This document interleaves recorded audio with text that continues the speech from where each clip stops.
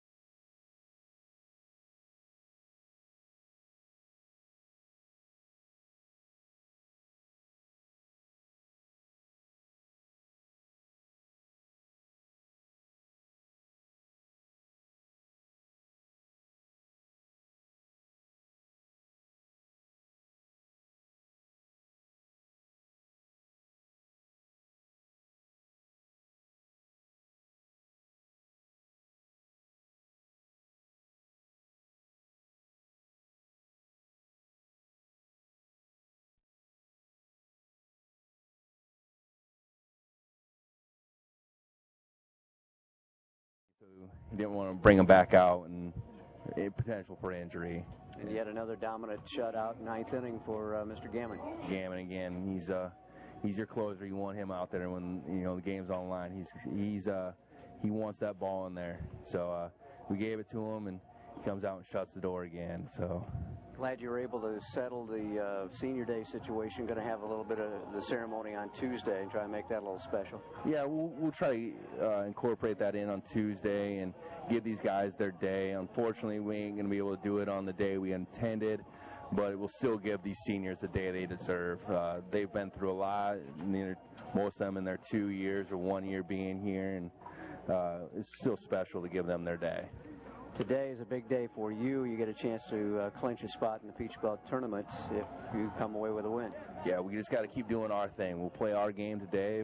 If it allows us to end up sweeping this weekend and clinching our spot, we'll be extremely happy and just go out and be able to have a lot of fun next weekend and not have to worry about anything. But again, we got to take today when it presents itself. So we'll go out there and hopefully get this clinched today. Good luck to you, Mitch. Thank you. That's Mitch Feller. We'll be right back after these messages on Sports Radio 1450.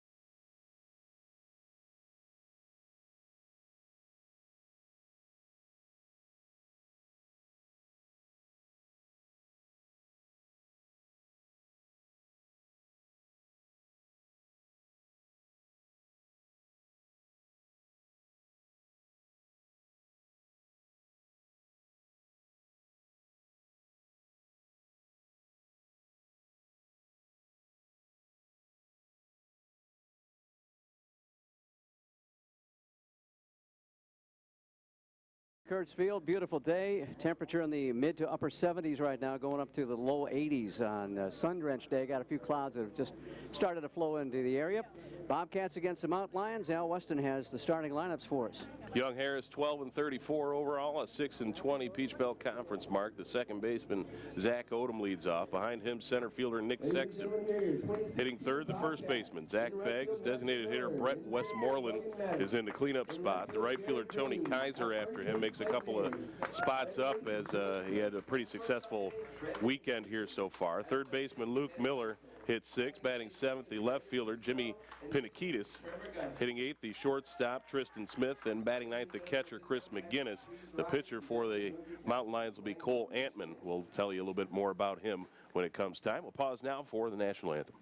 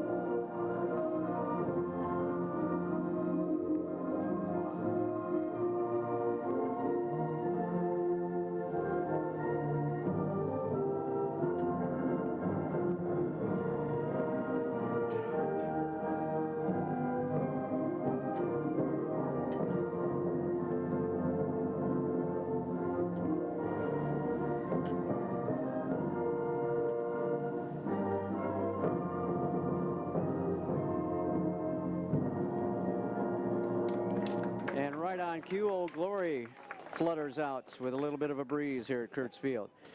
So those are the starters for the Mountain Lions. How about the GC starting lineup? Bobcats 26-16, 15-11 in the Peach Belt Conference. Got Logan MATTIX leading off. A little bit of a lineup switch there as Wesley Momack heads down to the 7 slot. MATTIX will bump up a spot, and hitting second, shortstop Brandon Benson as he moves back to the top of the order. Dylan Cook, the second baseman, bats third. The cleanup spot belongs to catcher Brandon Purcell. Hitting fifth is the right fielder Matthew Miller. Sixth, the third baseman Tanner Geisel. Then the aforementioned Wesley Womack, and the 8th slot belongs to the first baseman Clayton Ayers before left fielder Garrett Green takes over after him. Bobcats pitcher today going to be Trevor Guthrie. The right-hander is making his 11th appearance appearance, his 9th start, a 2-3 mark for him. 4.46 on the ERA. He's got 34 and a third innings pitched.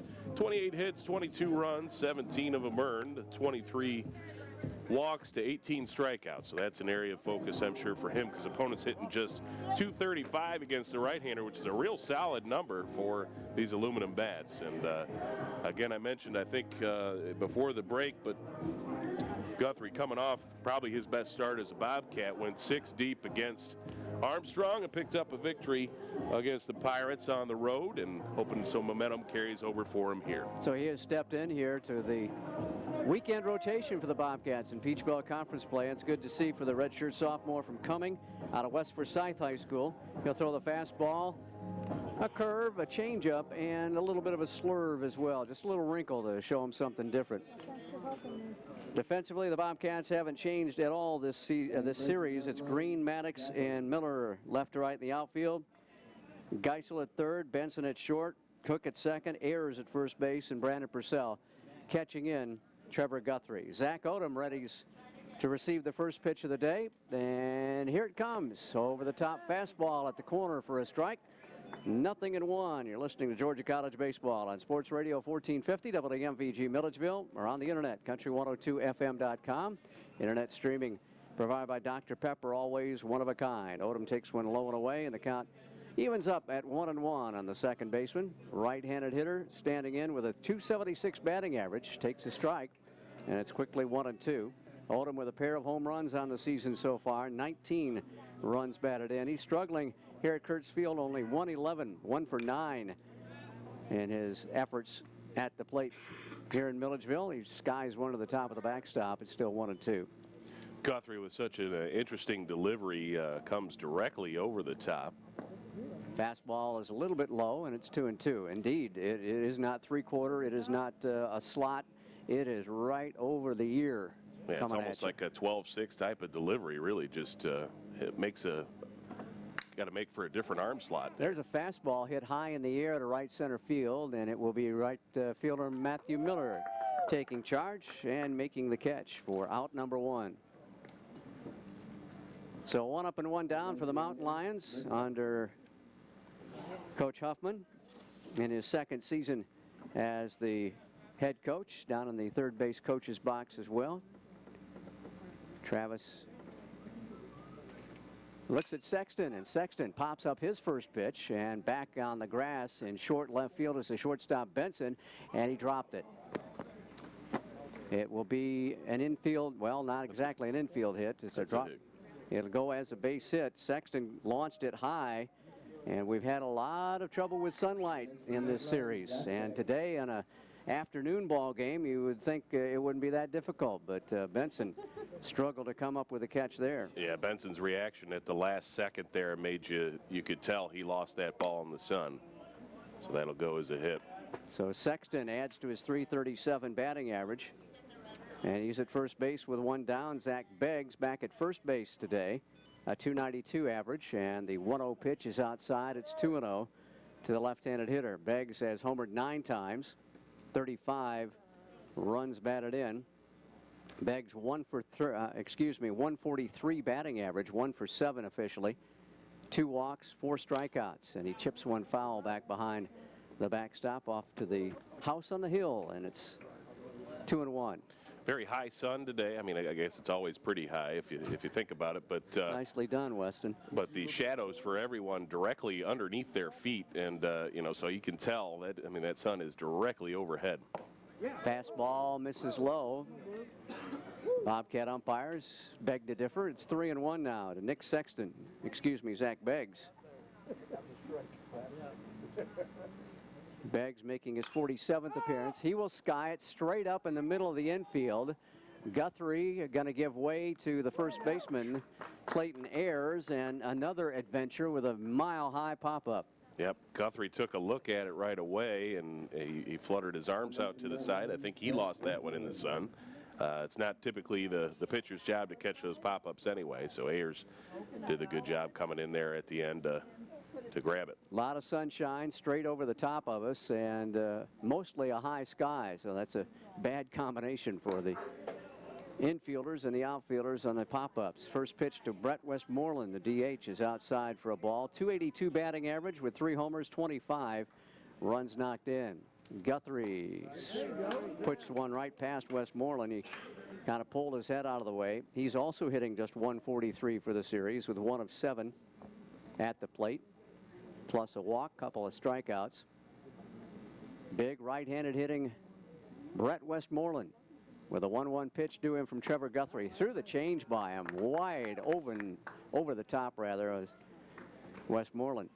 Westmoreland helped me string the power cord into the outlet in the dugout for our first base camera, so I told him I'd get him an extra hit today if I could. Little attaboy there, good job. Swing and a miss, strike 3. Guthrie strikes out Westmoreland. So can't help with that, though. No good turn goes unpunished, I guess, or something like that. And Guthrie strands the runner at first base. Bobcats will come up for their first at-bat of this Sunday afternoon. When we come back, Georgia College Baseball, Sports Radio 1450.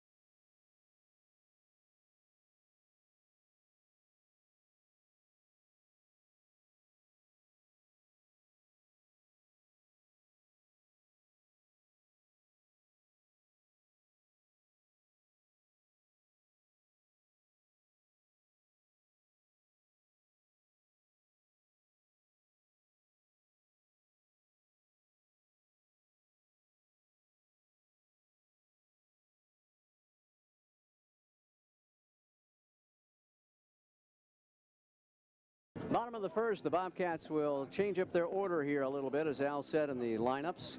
Logan MATTIX gets the start at the leadoff position, followed by Brandon Benson today, and then Dylan Cook, the first 3 hitters for the Bobcats. Going to be taking on Cole Antman. Antman making his 7th appearance, his 4th start, an 0-4 record, big 7.88 ERA, 16 innings pitched, 23 hits, 14 runs, all of them earned, 10 walks and 12 strikeouts. Opponents hitting .359 against the right-hander. First pitch is down low to Logan MATTIX. MATTIX stands in, .314 on his season with 10 round trippers and 36 ribbies. .333 batting average for the series. As he looks at a strike, it's 0-1. MATTIX 2 for 6 in the series with 3 runs scored. Has a double among those 2 hits. Well, Scott, if yesterday's starter was offensive tackle, we got a defensive back today, I think, huh? Indeed, or scat back, the old days offensively. Yes, indeed. Cole is rather diminutive out there, but he's still bringing it up. And it's 1-2 count. And the next pitch is inside for a ball, 2-2. Just away on the bottom of the first inning, scoreless ball game.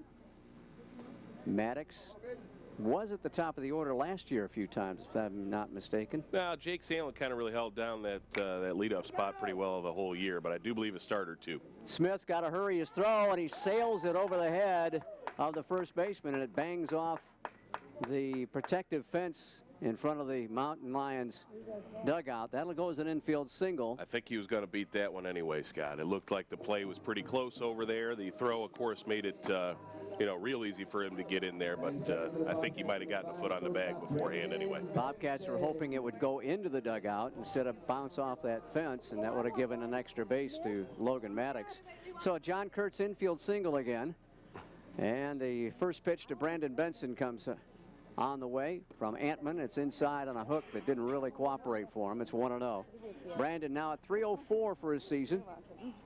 And on the series, .444 batting average. He's 4 of 9, 3 runs scored, 3 runs batted in. B at the plate, waiting on a 1-0 pitch.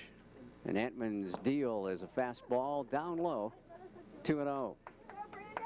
Bobcats in their new navy blue uniform tops with the white numbers, gray pants today for the radio audience. You folks on YouTube today, not Ustream, are able to see the colors, obviously. And since we don't have a monitor, I can't tell what you're seeing. Fly ball into center field. Coming in on it is Sexton. He'll pound the glove off the thigh, a la Jake Sandlin, and make the catch for the first out. And for the Mountain Lions, they've got the purple tops on today with the gray pants. So 1 out, 1 on for Dylan Cook. Cookie's still leading the Peach Belt Conference, but down to 432, all the way down, 12 points. What a terrible series he's had. He has had a tough go of it. 1 of 7 for 143 for the Bobcats second baseman.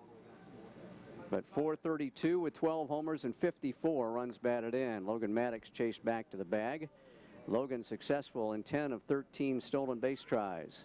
Dylan's got to be putting together an All-America type of resume here. There aren't too many second basemen that hit like this. First pitch fastball low and away. And yeah, he's getting the job done offensively and again defensively for GC. Not as error-free as he was last year with only 2 mistakes all season, but still picking it pretty good at second base. 1-0 pitch is in there for a strike at the knees. Well, and the Major League Scouts are taking notice as well. We've had a couple here this weekend, a couple in previous weekends as well. And no surprise there at all as he, again, just putting together great numbers both offensively and defensively. Just kind of kicking the tires on him a little bit, I guess, huh? The toss over to first and back in time is MATTIX. And yeah, he ran through a simulated situation on a laptop up here. Was it Friday night, Michael says? Yeah, I think that was for a Red Sox guy. I've been told Yankees taking a look as well.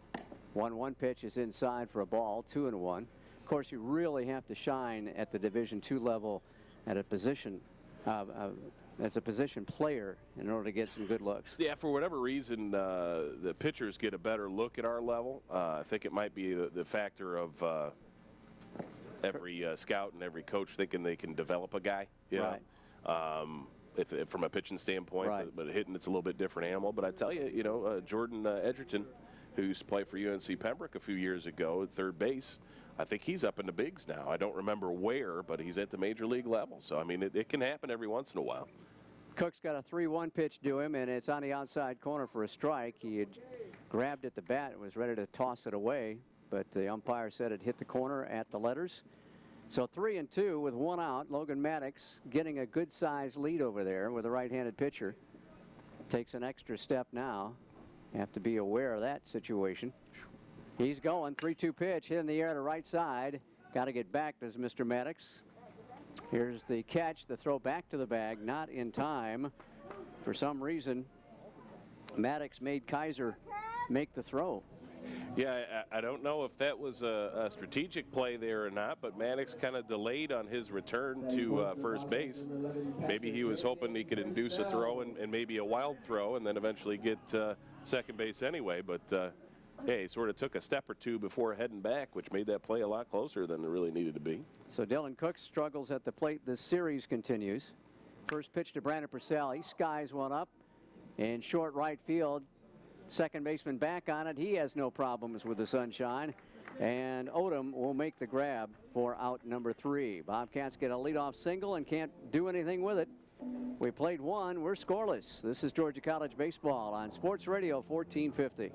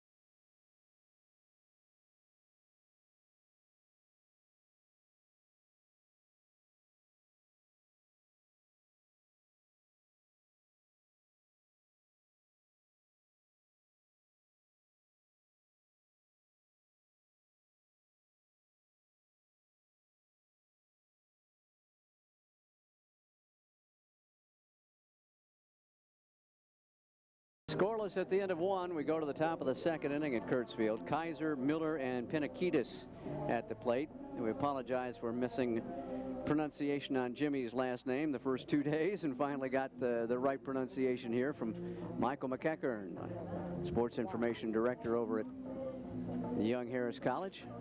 Thank you, Mike.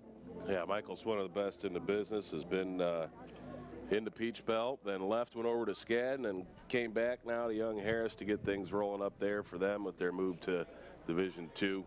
Always enjoy my interactions with Mr. McEachern. He's one of the more well-respected guys in the region, that's for sure. He definitely is, and he loves baseball. I think he might be on the selection committee for baseball regional, if I remember correctly.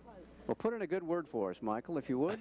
First pitch swinging is Kaiser back to the backstop. It's 0-1. Troy has eaten us alive here as he has a .500 batting average, the best batting average for anybody in the purple and black for the Young Harris. He's 4 of 8 with 3 runs scored and 4 runs batted in. 0-1 pitch to him is inside on the fastball from Guthrie. 1-1. Kaiser now .268 for his season with 7 round trippers, 22 runs batted in. 1-1 pitch, waved at and missed. That went up around the shoulders, and he went after it. Looking good up there high, and Troy tried to get the first run of the ball game. He's one of those guys that all or nothing usually with the swings. He, as we have always said, does not get cheated too much up there at the plate. The 1-2 pitch, and it's fouled out of play to the right. Still 1-2. Yeah, looks to be a little bit behind on that fastball. Going to try and adjust here, maybe go something off speed next time to keep him off balance. Got a lot you can work with at 1-2. Trevor Guthrie with a strikeout in the first inning. And strikeout here in the second inning to start things off as Kaiser took a look at strike 3 on a fastball outside corner. So Kaiser goes down, bat in hand. Back-to-back Ks for Mr. Guthrie. I don't know if we shamed Mr. Benson or not, but I don't even think he's here today. Did not put up the Ks yesterday. I thought I saw him earlier. He might be here. Pop foul out of play to the right side, back behind their dugout. Maybe he's trying to find some shade someplace. There isn't a whole heck of a lot. We got a nice gaggle of folks here in front of the press box. You and your gaggles. You got to throw out the gaggle every once in a while. It's a good alliterative word. It's like a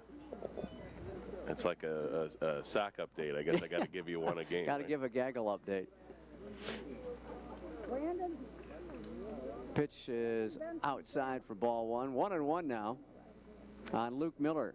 Miller, the third baseman, looks at a strike at the knees over the heart of the plate. Miller sitting at .300 for his season with 4 homers, 26 runs batted in. He is 1 for 8 at Kurtzfield with a walk, a couple of strikeouts. He'll send a fly ball to dead center field. MATTIX tracked back, and then he had to kind of lean back in toward home plate to make the catch. May have taken 1 step too far backwards. 2 down quickly here. Scott got a final at women's tennis up in Florence, South Carolina. Bobcats lose 5-1 to Flagler in the 3rd place matchup. So a 4th place finish at the Peach Belt Conference Tournament for Georgia College women's tennis. And they were seeded 4th coming into the tourney. First pitch taken for strike 1 by Jimmy Pinakitis. Bobcat men getting on the courts right now against Lander. 2-seam fastball high and away. Pinakitis at .224 for his 2016 campaign. No homers, 11 runs batted in, left-handed hitter. Been on base a lot of times, a lot of walks in the first 2 contests. Takes one inside again. Very patient hitter at the plate. 167 batting average for the series, 1 out of 6 with 2 runs scored. That one hit a double. He's driven in a run and has received a couple of free passes. Here's the next pitch, cut on and missed. Swung through the fastball. And Trevor evens the count up at 2-2, so our first Deuces Wild on the scoreboard today. The kick in the deal from Guthrie, 2-seamer way outside, and it's 3-2. So Pinakitis trying to coax a free pass here to keep the second inning alive after the first 2 Mountain Lions retired by Trevor. Guthrie settles in from the far first base side of the rubber, and that one's just off the thumbs foul. A late swing, and it's keeping Pinakitis at the plate for one more effort at least. 3-2 once more. Good battle here. Pinakitis crowding the plate a little bit, trying to get better plate coverage, I think. Crouches at the plate, rips it foul, first base side, over the bullpen bench, and almost got a couple of spectators down there. Yep, scattered a couple of guys down there. It's not a gaggle, just a group, I guess. Yeah, that's just it. Okay. You got gaggles and groups.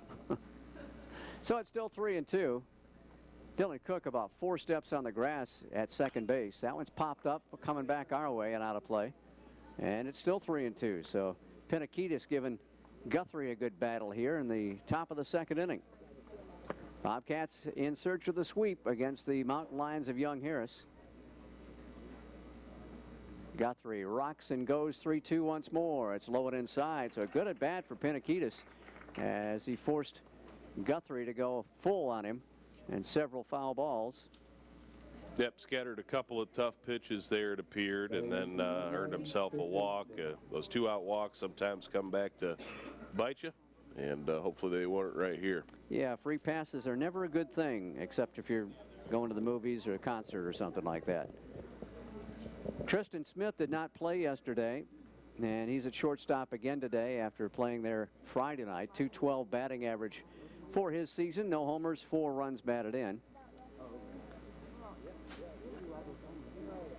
Smith puts it up in the air, right side, in the infield. And a long look for Dylan Cook, and he'll grab it just shy of the grass near the first baseline. So that'll do it for the Mountain Lions. They get a 2-out walk, but can't push them around. Inning and a half in the books, and the Bobcats are scoreless with the Mountain Lions. This is Georgia College Baseball on Sports Radio 1450.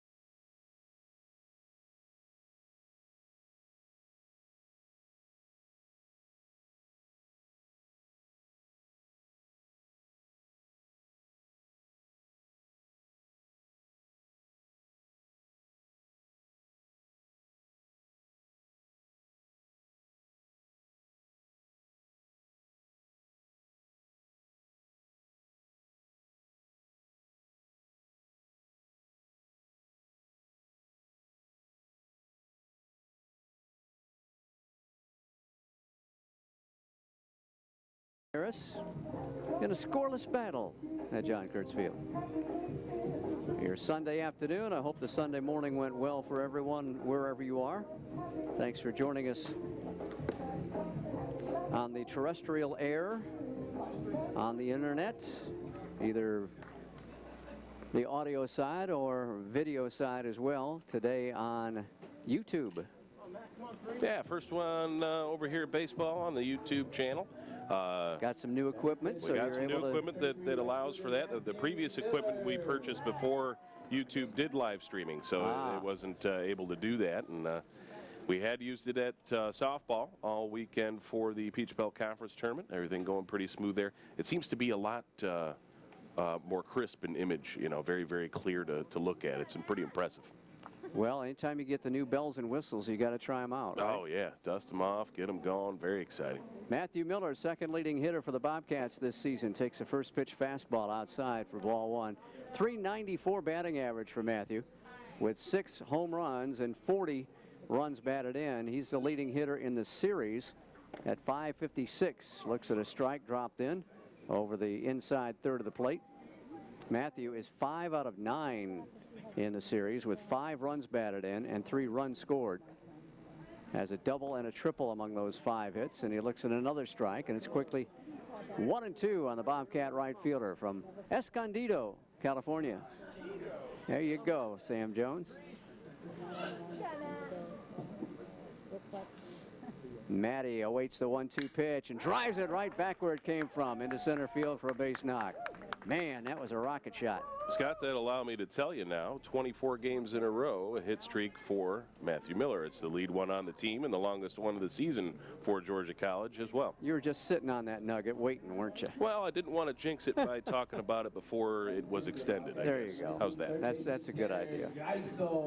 So the longest hitting streak belongs to Mr. Miller. Second longest, Tanner Geisel had 21.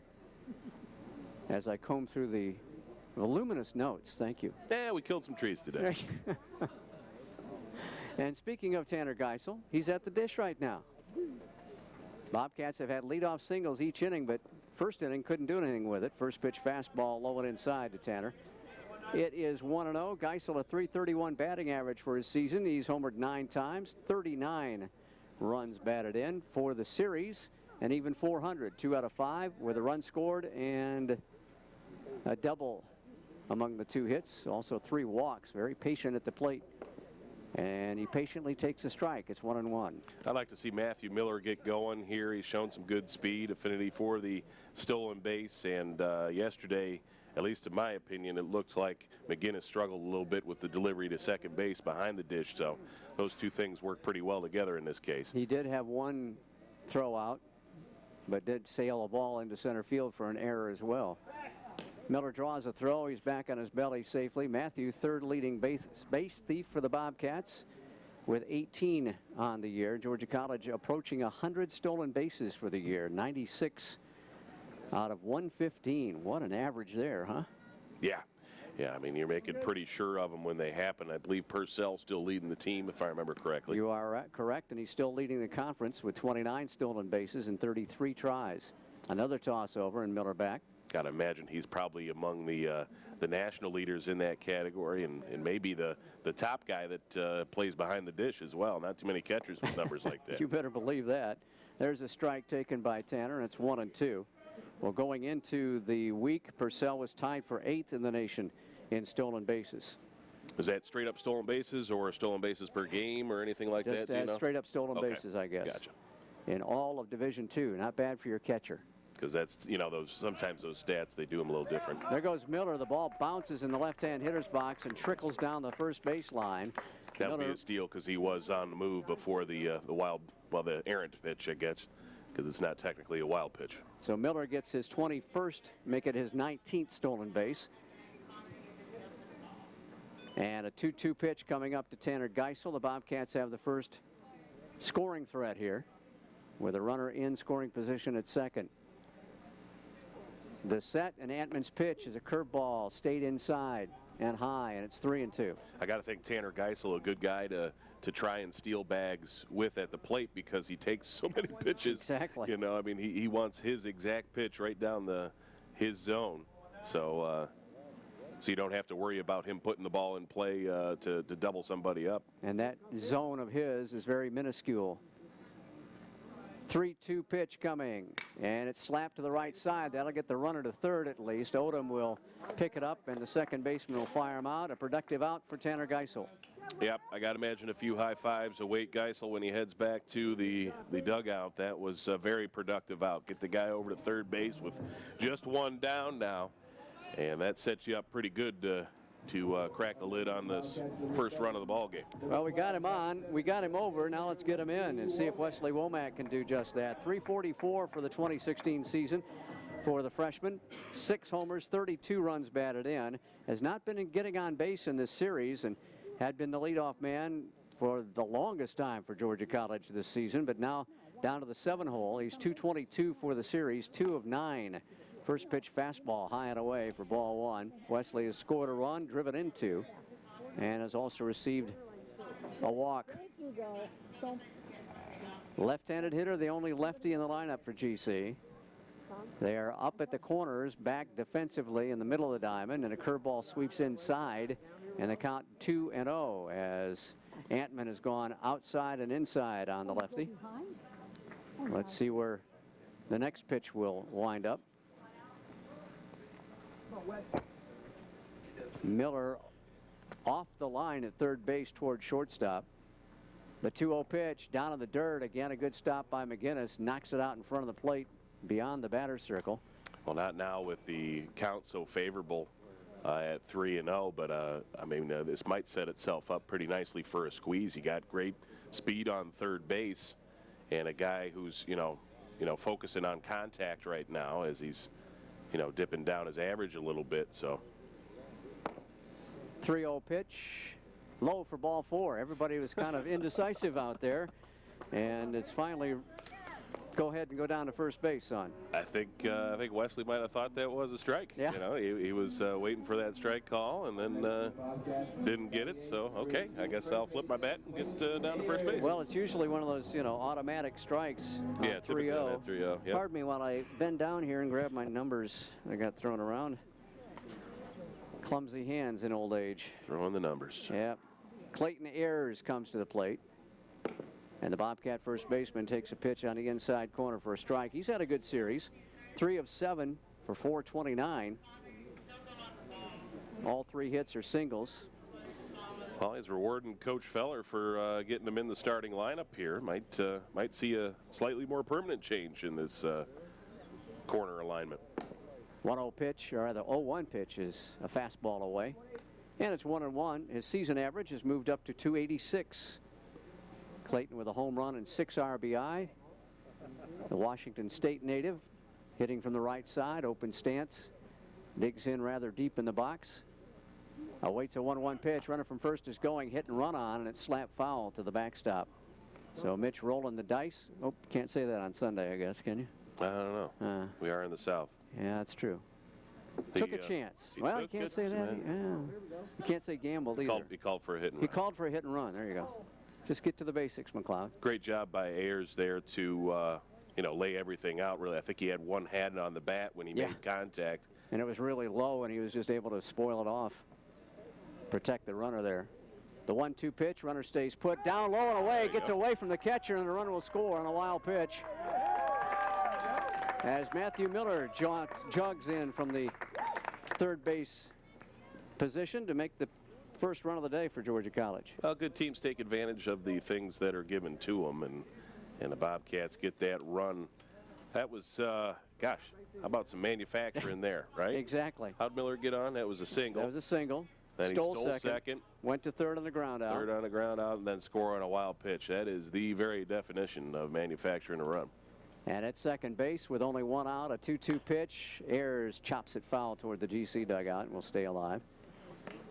Womack with some, pretty good speed out there as an outfielder by trade. So, something gets down in the outfield, he may be able to come around to score on a single.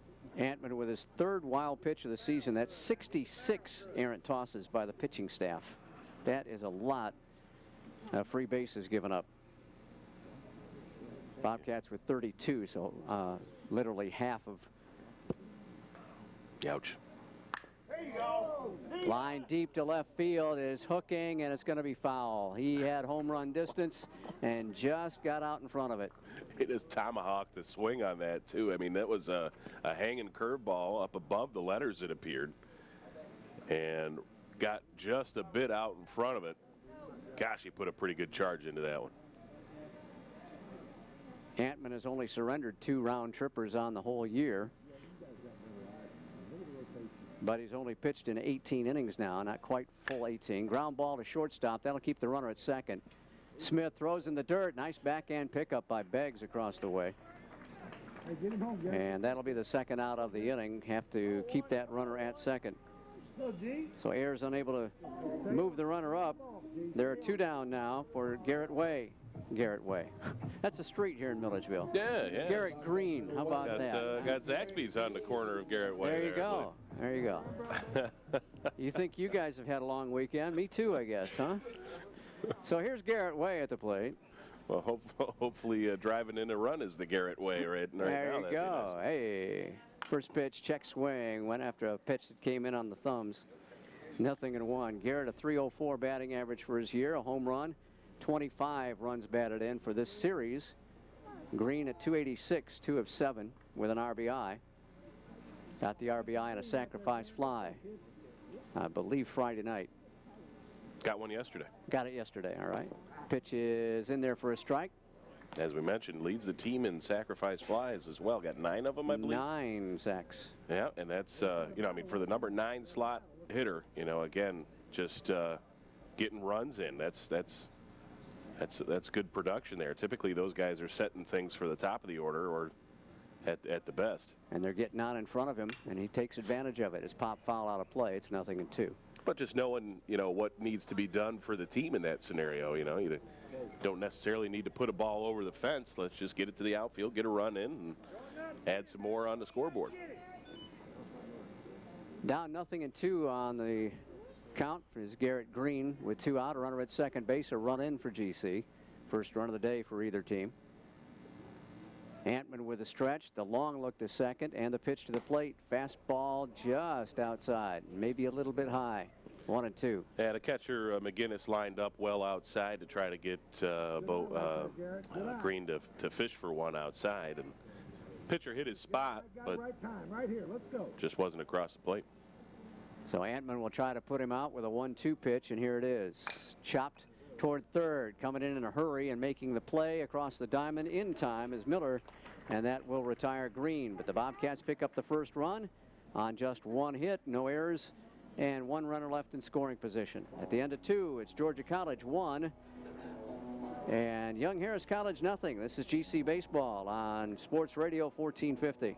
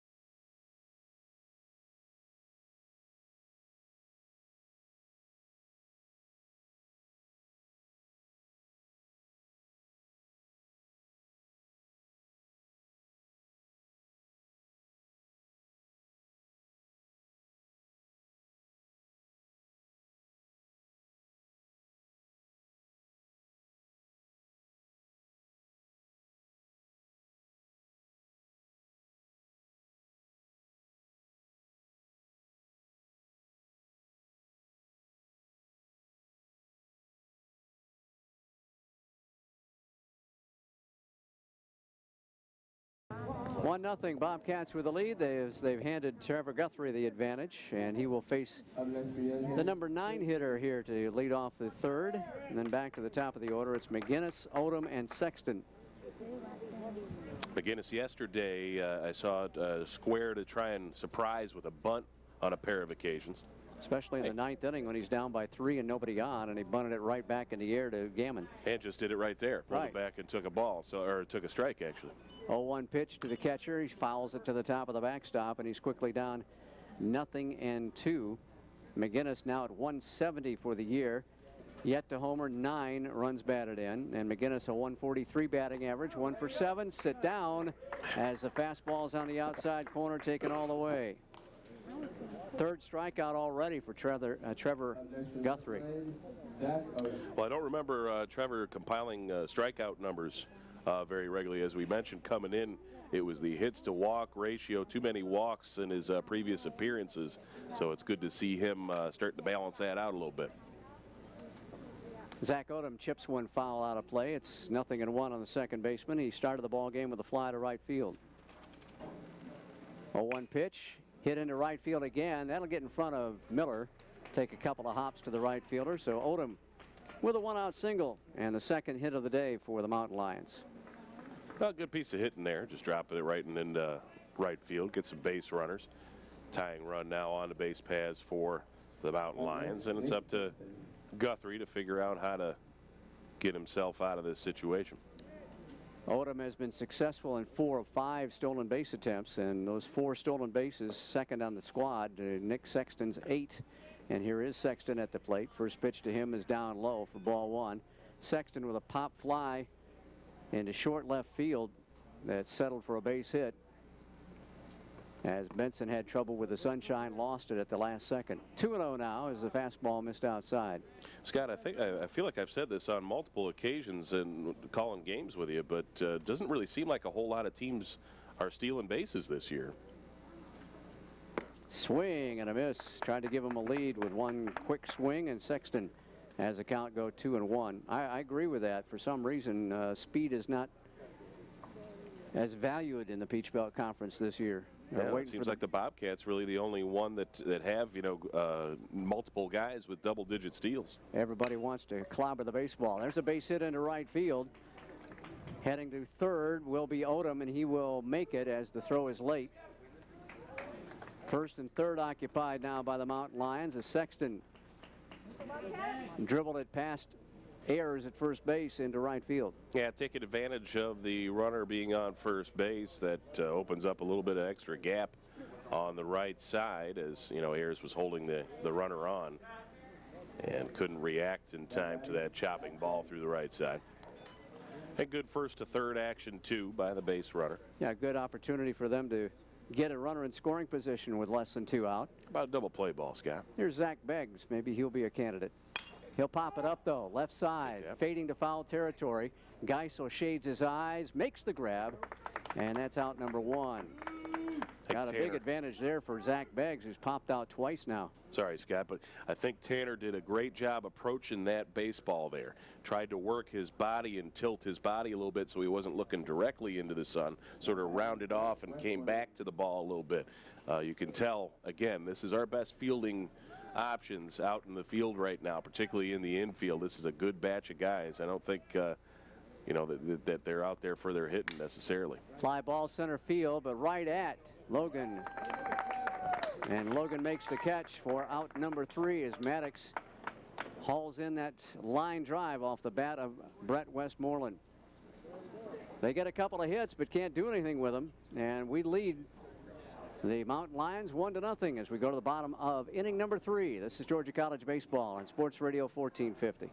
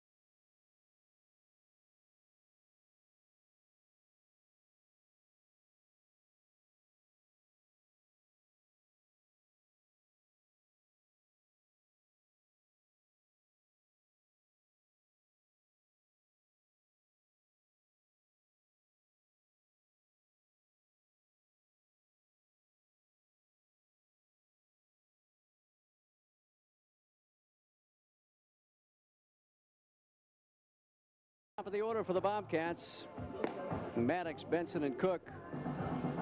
MATTIX ending the bottom of the third, or rather the top of the third, snaring that fly ball. And he will get things going at an infield single, but was stranded at first in the first inning. So Lowe continues to move on up. To the east side? Sorry, Wheezy. I threw that softball at you, didn't I? Jeez. We're all kind of punchy here this weekend. Sorry, folks. Here's the first pitch to Logan. Outside for ball 1. MATTIX above 314 for his year. 56 hits on the campaign now. Got the 10 home runs, 2 guys in double-digit round trippers for GC this year. And there's a fastball taken for a strike. Both he and Cook. And I got to imagine you probably don't have too many second baseman center fielder combos as your 2 lead home run hitters. Next pitch, outside corner again. This time judged a strike, and it's 2-1. And more often than not, it's going to be your corner guys, you know, your first baseman, your third baseman, corner outfielders. Those are your traditional power guys. Curve ball slapped into left field for a base hit. That just hung up there, and Logan served it into left. This pitcher Antman, he's got to be careful hanging a couple of curveballs here, and that could cause his some trouble if somebody times one right, send it over the fence. Brandon Benson will be charged with getting MATTIX into scoring position at the very least. He had a fly ball to center field in the first inning. Benson with 51 hits for Georgia College. Of course, Cook leads the team with 80. on the year. First pitch fastball low and away for a ball, 1-0.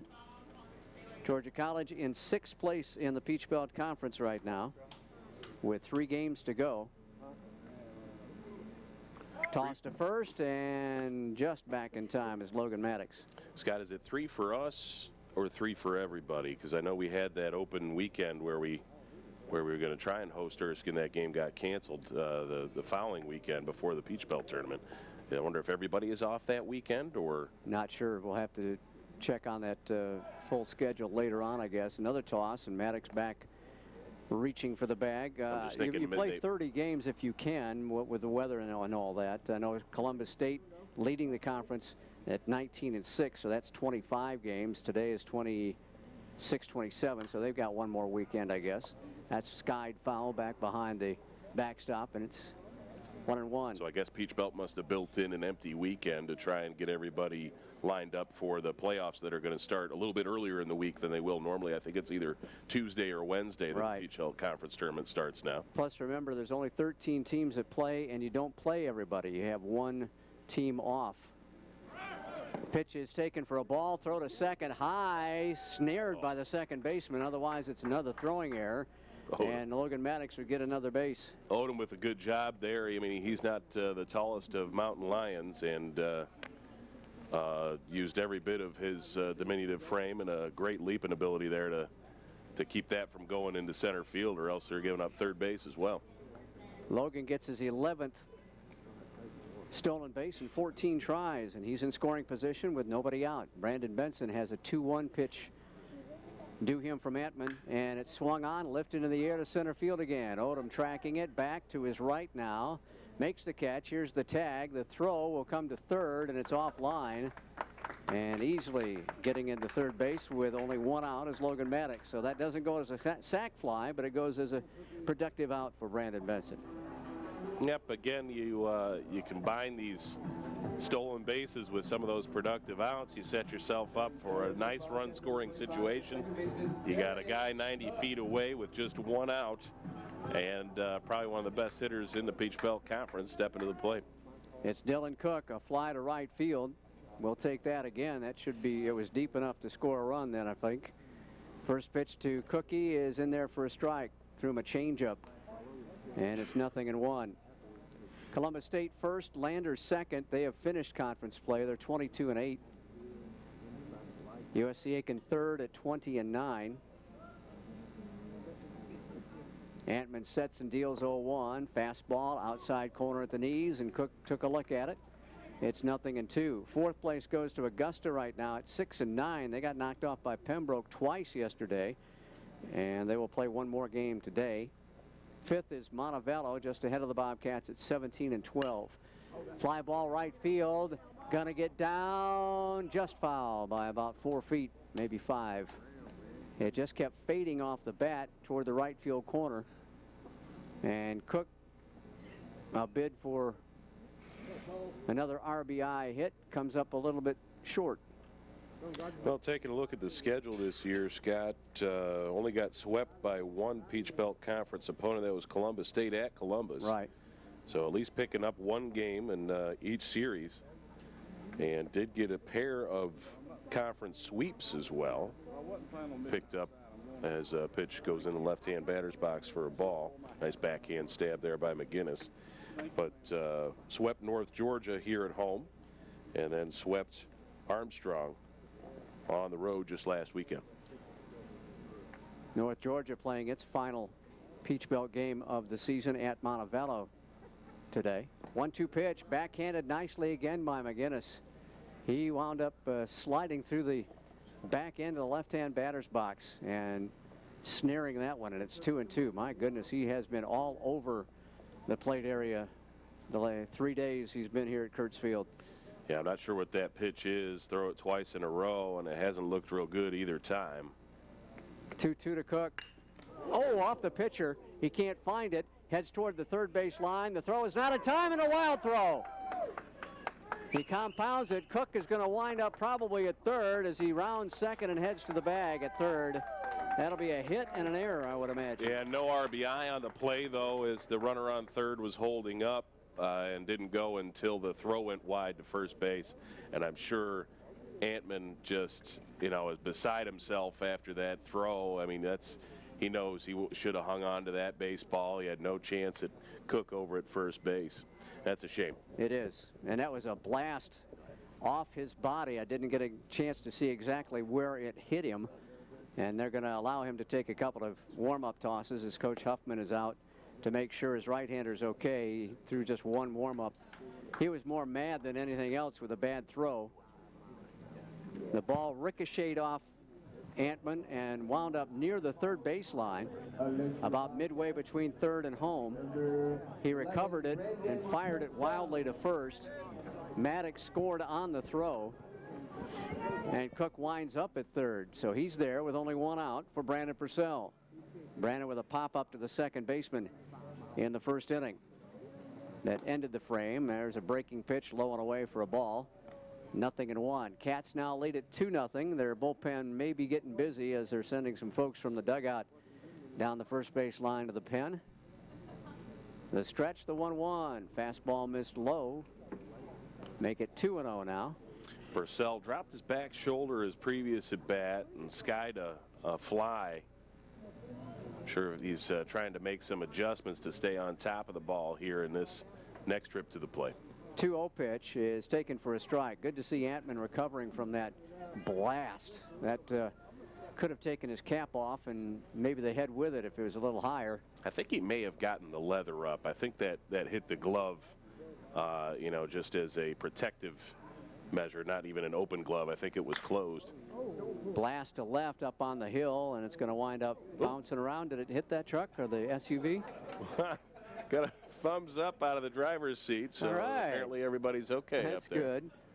Got not as many people up there today as we had last night. That place was just packed up on the third base hill. I'm sure, of course, as they're sitting in their car listening to Sports Radio 1450. 2-2 pitch, base hit just off the glove of Miller at third. That'll go as a double for Brandon Purcell. Give him an RBI, and the Cats lead at 3-0. Good diving attempt there by Miller. Really tried to keep it in the infield. That would have at least saved the run for the time being. But as it kicks through, you get a nice 3-0 lead here for the Cats. BP gets his 44th run batted in of the campaign. 33 right fielder Matthew Miller. And Matthew Miller will come up as a right-hander is up and throwing for the Mountain Lions in their bullpen. Coach Hennessy, the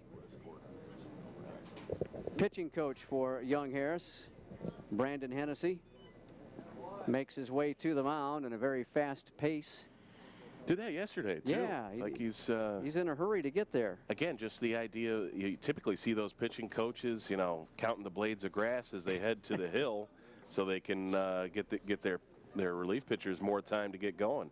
So he's even jogging back to the dugout, too. He's got to talk with his head coach about this. This is not how pitching coaches do things, you know? Yeah, it's his first year in the program. Last couple of years he was at University of Texas Pan American. Slow it down, big fella. So he's been on the job but several years, but in first year up in the Enchanted Valley. Runner at second base, 3 runs for the Bobcats, 2 scored here in the third. And Matthew Miller with a chance to put some more damage on the board. Miller with a single and a run scored on a wild pitch back in the second. Got a stolen base as well. The stretch, the pitch, outside and low, ball 1. You don't want to make a mistake to this big guy because he can crush one. 6 round trippers on the year. Doesn't sound like as a whole lot, but he definitely has extra base power with 12 doubles, which is second highest on the team. Miller family here in attendance. Stopped up, said hello. Nice to see Mr. Miller again. They're in from some city in California. Throw to second, he's out. Brandon Purcell deked toward third, and that momentum kept him from going back to the bag at second base. And the pickoff, 1-4 for the putout as Purcell becomes the second out of the inning.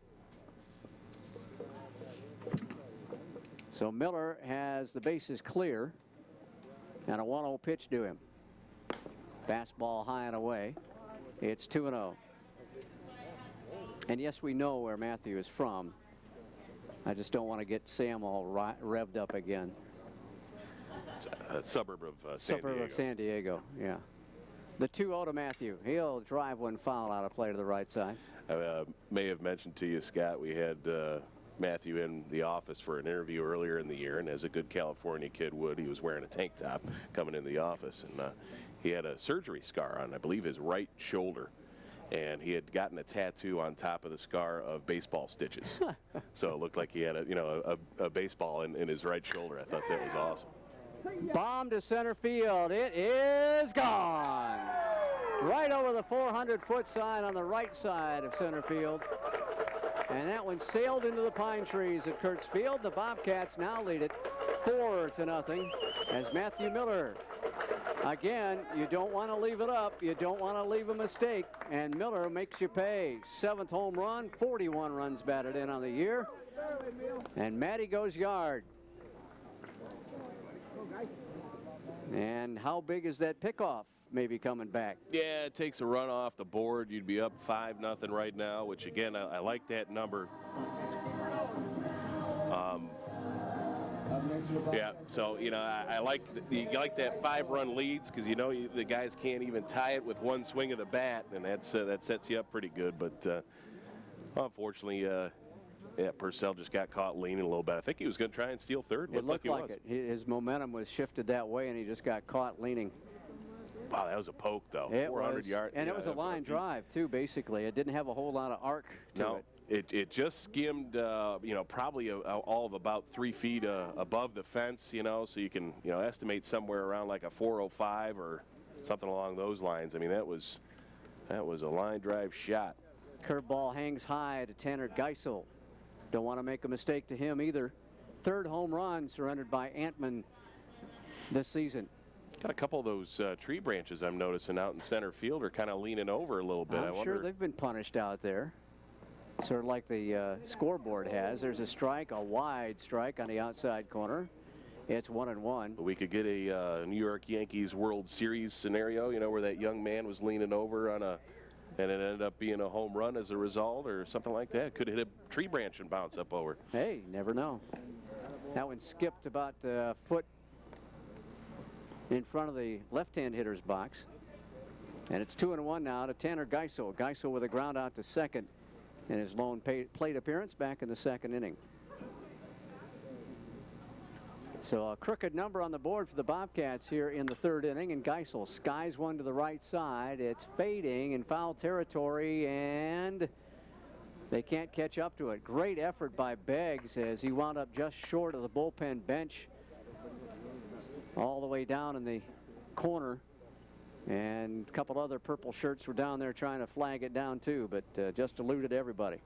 Long way to go for Beggs there from all the way at first base. I guess the right fielder must have been playing Geisel to pull as well, and now it sets up Deuces Wild here at John Kurtz Field. So Geisel rearranges the batting gloves again. Shakes him loose a little bit, shakes the arms, taps the plate with a bat twice, spreads out on the right side, and awaits a 2-2 offering from Antman. Fastball high and away and loads the count up. He missed the right palm on the helmet as well to adjust that. Sorry about that. So we got gloves. Gloves. Grab the bat. Going to tap the plate twice. Now we adjust There's the helmet hat top. There we go. Now he's ready. And a payoff pitch once again. The 3-2 pitch. Chopped foul at the plate. Rolls back to the Cats on deck circle. Grabbed in by Mr. Womack. So the count stays 3-2 to the Bobcat third baseman. Home plate umpire will probably need a new supply of baseballs between innings. Good battle here. Geisel, I mean, this is, a 2-out at bat. Just trying to work his way onto the base pass. The kick and the 3-2 way outside and high, nowhere near for ball 4. So he does extend the inning with a 2-out walk. Spoiled a couple of good ones there too, That is the second free pass surrendered by Antman. And now here's Wesley Womack. Redshirt freshman from Monroe, Georgia, transfer from Georgia Perimeter College. And the catcher calls time, and Coach Huffman is out of the dugout. That will do it. So they may be bringing a lefty in, but I thought, yeah, they got a right-hander throwing. So they're going to challenge Womack with a new pitcher here. Pitching change at Kurtz Field. The Bobcats have put 3 on the board here in the bottom of the 3rd inning. Lead it 4-0. We'll take a 30-second timeout. 30-second break for Bobcat Baseball on Sports Radio 1450.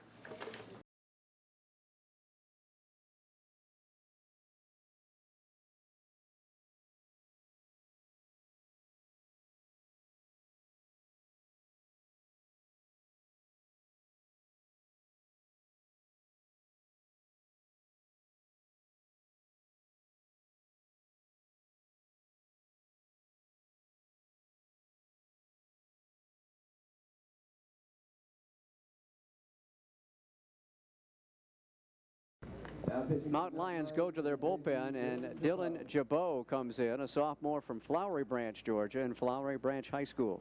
Jabot, a reliever, making his 15th appearance, all out of the bullpen. He's got a 1-1 mark and an 8.03 on the ERA. 12 in the 3rd innings pitched, 21 hits against him. So that's roughly almost 2 hits an inning. 11 runs, all of them earned, 12 walks, and 8 strikeouts. Opponents hitting .396.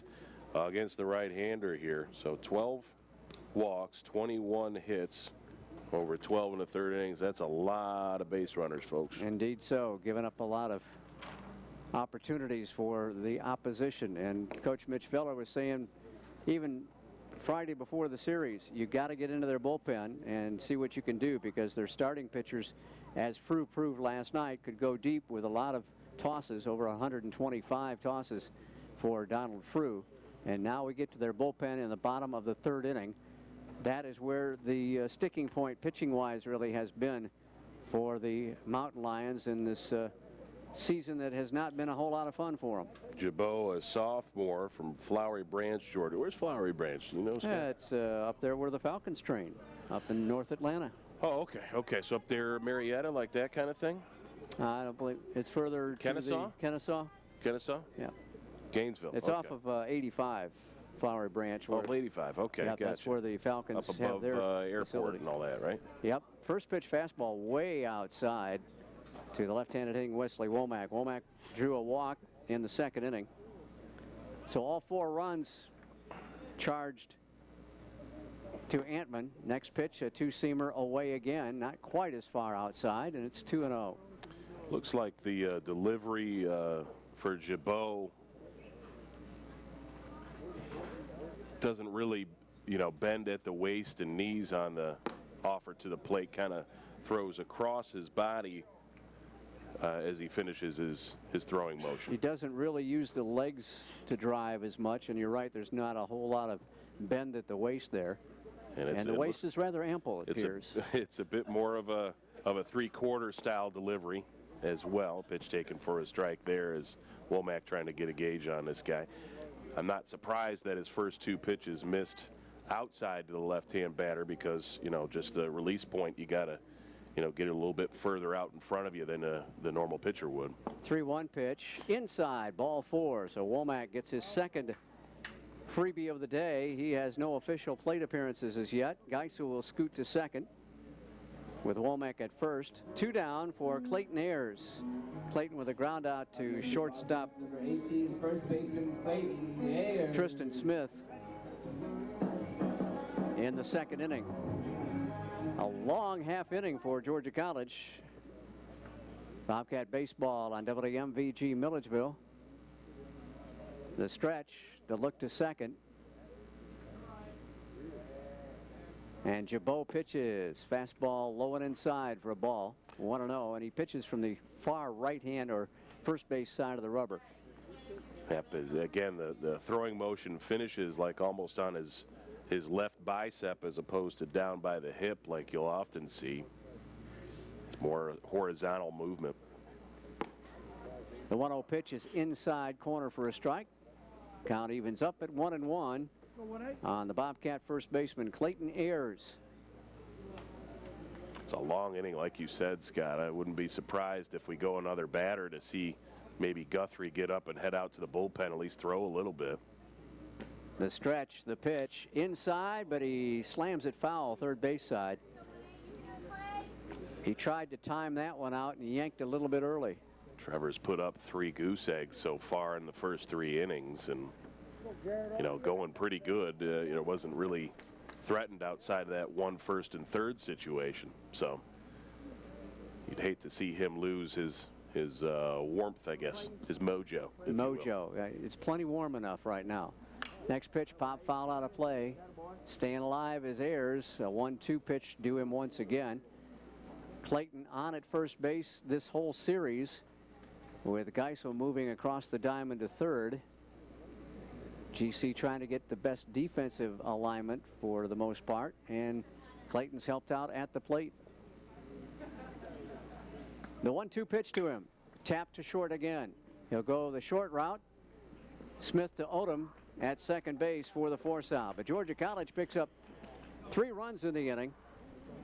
A long ball by Matthew Miller, one of 4 hits in the frame for Georgia College.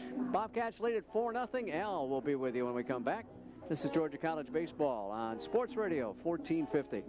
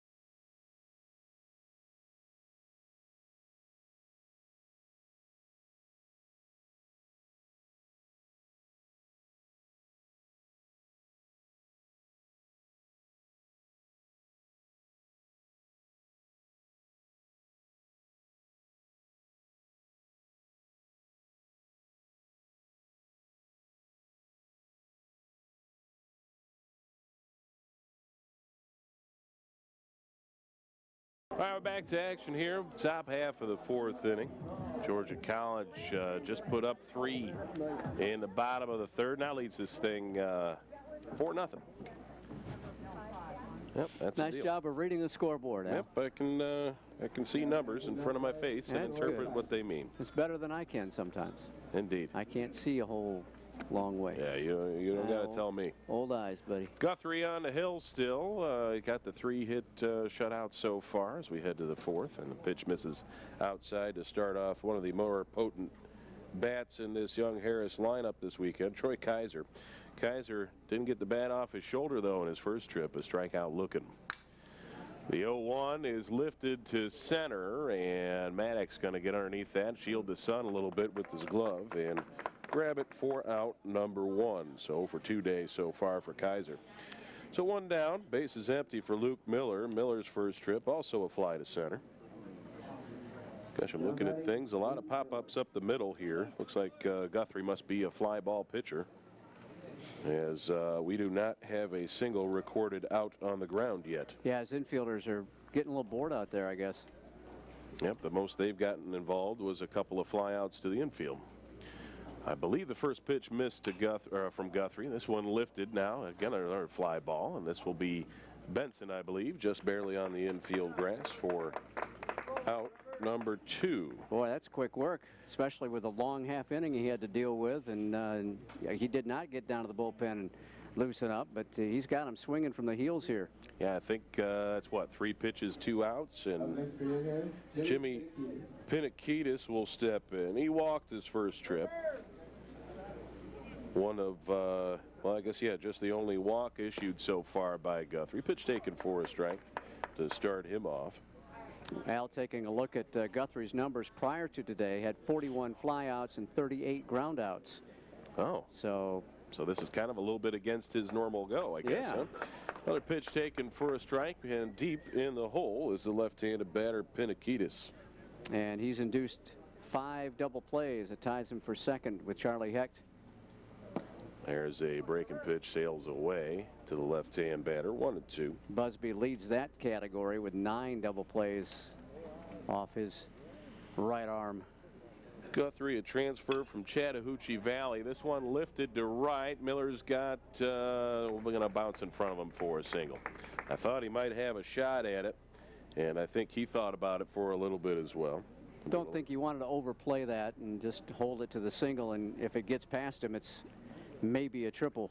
Yeah, with 2 outs and the base is empty, you don't want to lay yourself out for a play like that. So 2 down, runner on first. That's hit number 4 of the ball game for the Mountain Lions. Brings up Tristan Smith. Smith popped out to the second baseman. So he's 0 for 1. Nice fastball there. A 2-hopper into the belly of Tanner Geisel. Long throw across the diamond. And plenty of time for out number 3. So the single is left out there, and Young Harris is left, looks like a total of 5 now. As we head to the bottom of the 4th, it's Georgia College 4, Young Harris 0. Let's add some runs. You're listening to Bobcat Baseball on Sports Radio 1450.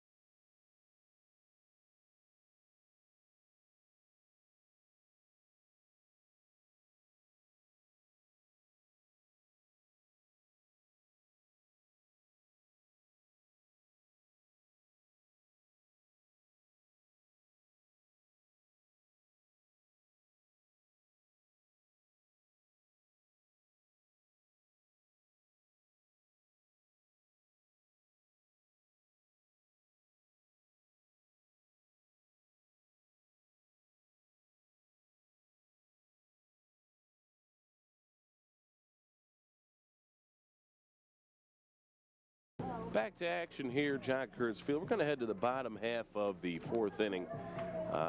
Brief new catcher. Okay, all right. So sorry about the pause there, folks. As we were trying to figure out, at a defensive replacement, the new catcher is number 12, Jared Campbell. If you could announce that for me, please, sir. All right, so new catcher for Young Harris, as McGinnis's day will now come to a close there behind the dish.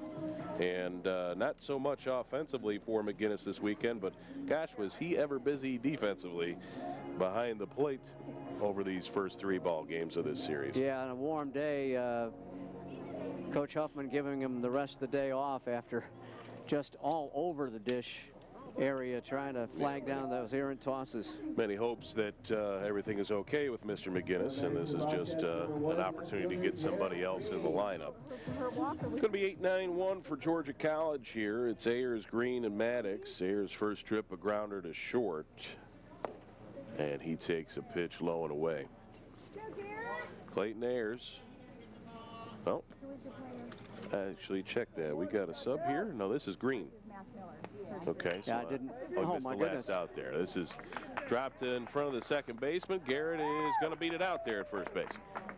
Excuse me, swing. It comes off the middle of the bat in a sweet spot, winds up over near second base.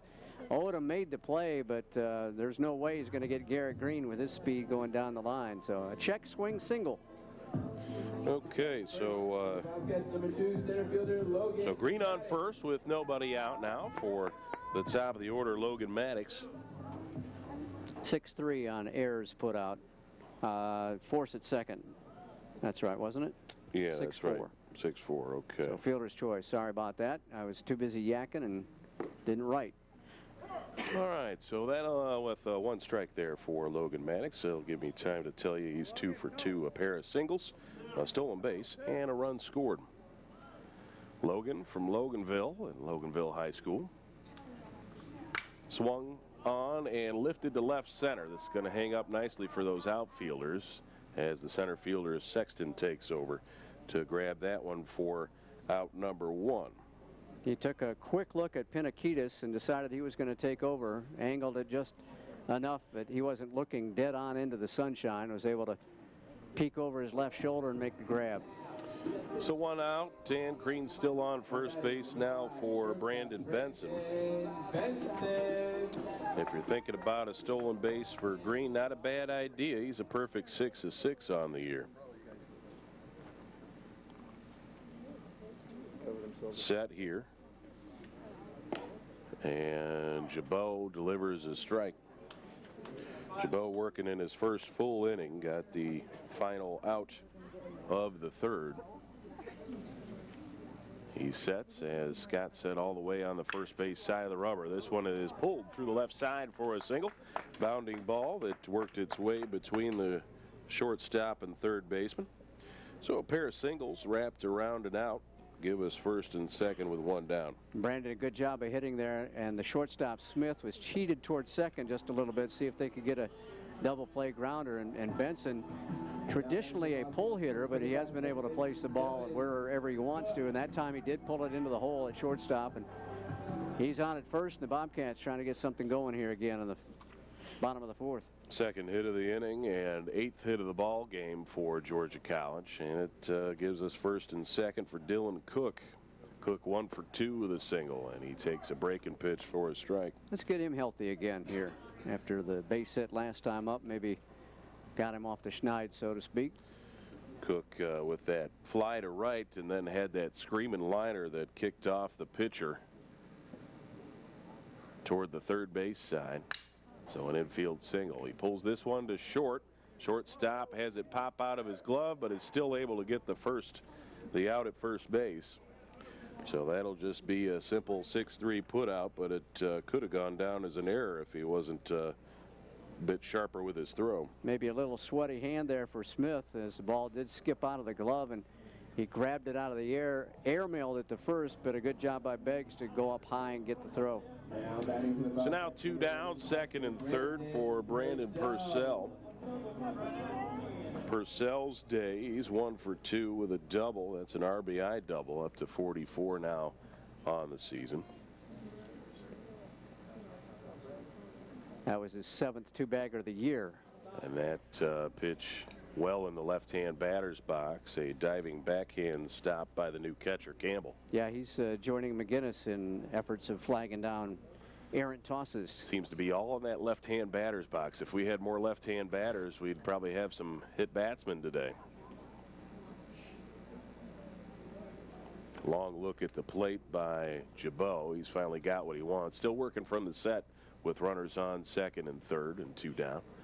And he steps off the rubber. Not sure if that was time called at the plate or by GCBO. But either way, we'll regroup here.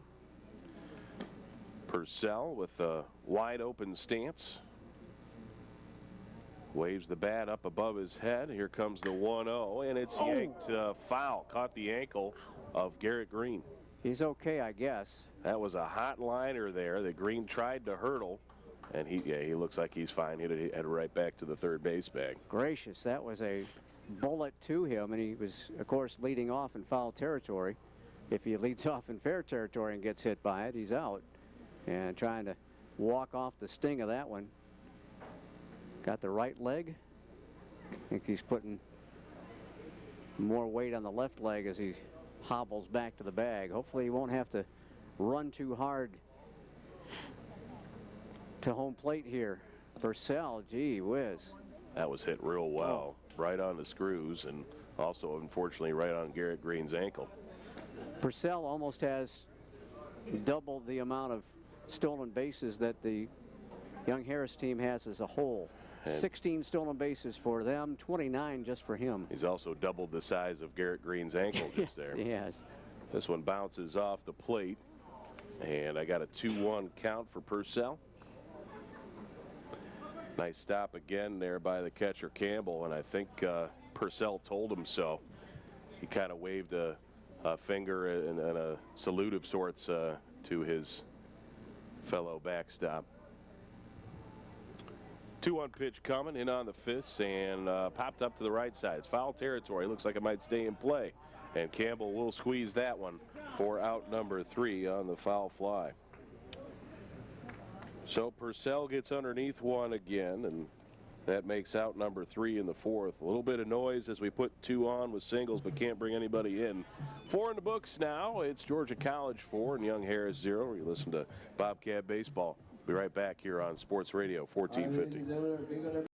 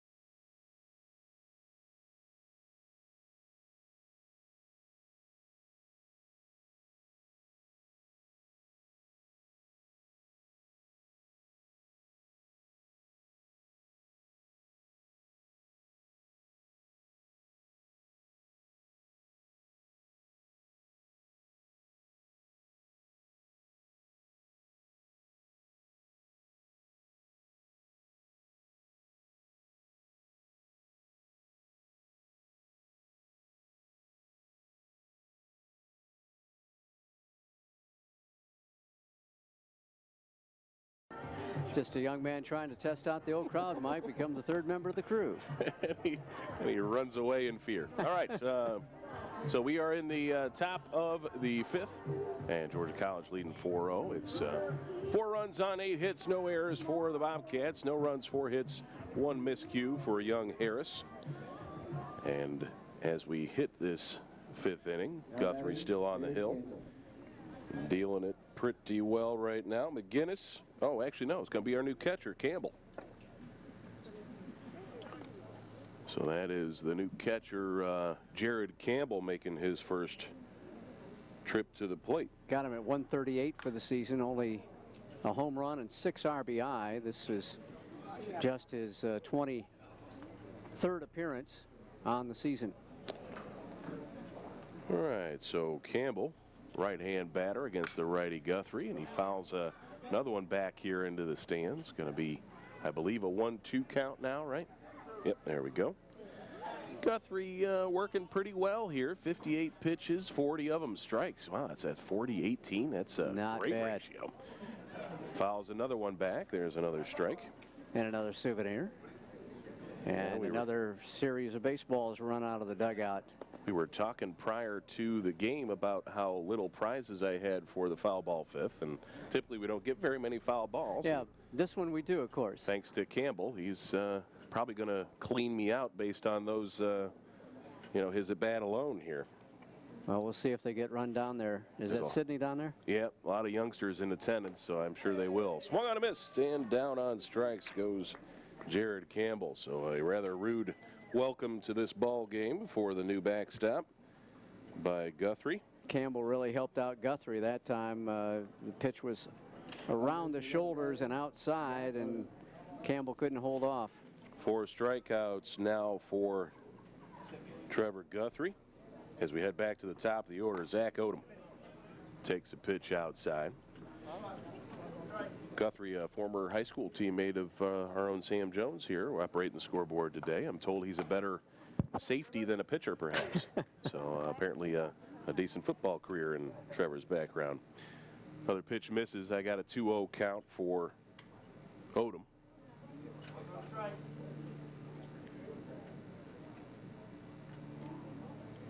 And now low and away. No, nips the outside corner. Going to be 2-1. Odom, another native of the North Georgia area, Blairsville. Lifted to the left side, going to get back and out of play. Of course, another foul ball here in the foul ball 5th. And he graduated from Union County High School. Righty-righty matchup. Guthrie working from the first base side of the rubber and fires a fastball in there. This one lifted to the right side. Off the roof of the now empty press box at the softball diamond. Yep, we're going to have to find something to give all these kids, maybe some leftover Diet Cokes from the softball tournament or something. This one yanked through the left side, finally for a base hit, as Zach Odom has singled in his last 2 trips now. And he is 2 for 3. So a 1-out base runner for young Harris, 5th hit of the ball game for the Mountain Lions, and that'll bring up the lefty batter Nick Sexton, the center fielder. Nick has a pair of singles to his credit as well. That first one, of course, the ball lost in the sun in shallow left field. First pitch coming from Guthrie, misses out. No, okay, it's in there for a strike on the outside black. I got a little ahead of big myself. Boy, easy. Boy, Sexton can really unload. Even he's kind of tied up in a pretzel there. Very deep knee bend, and brings the right arm way in on the chest. Skies this one to the left side. Another Guthrie fly ball is grabbed this time by Tanner Geisel at third base. Out number 2 as Odom heads back to first. Up next, We are through into 4 2/3 with 1 ground ball out, Scott. Incredible. Set here from Guthrie. He sets those hands well away from his body, just like Charlie Heck did last night. This liner is off the glove of Cook for into right field. He tries to catch his man at first base, can't get him there, so that's going to be an error on the second baseman. Ball kind of knuckled at him, I guess, and kept changing direction. He stabbed at it, but it trickled off the end of the mitt. Still had a chance to get at the runner at first, but didn't realize that. When he finally did, the throw was late. So that'll move Odom down to second base. First and second with 2 down for Brett Westmoreland. Westmoreland is 0 for 2. A strikeout and a line out to center. Cut on and missed on the pitch well outside of the zone. I think Westmoreland got about 2/3 of the way through his swing and realized he wasn't going to catch up to that baseball. 0-1 pitch, and that is a curveball. It stays up and in to Westmoreland. Cookie now with 6 errors in his senior season. That's 3 times as many as he had all last year. Set, and the 1-1 is a fastball outside. It's 2-1 now. Westmoreland from Cleveland, Georgia, and White County High. He is a junior. Big burly right-hand batter. Swung on, and this is hit pretty well to left field. Garrett Green going to test out that ankle on the track, and he's got it. Ran that one down nicely, did the freshman from Bogart, Georgia, for out number 3. So a single and an error comes up empty for the Mountain Lions. Good job of Guthrie to get out of a tricky spot there as we head to the bottom of the 5th. Bobcats up 4-0. You're listening to Georgia College Baseball. Sports Radio 1450.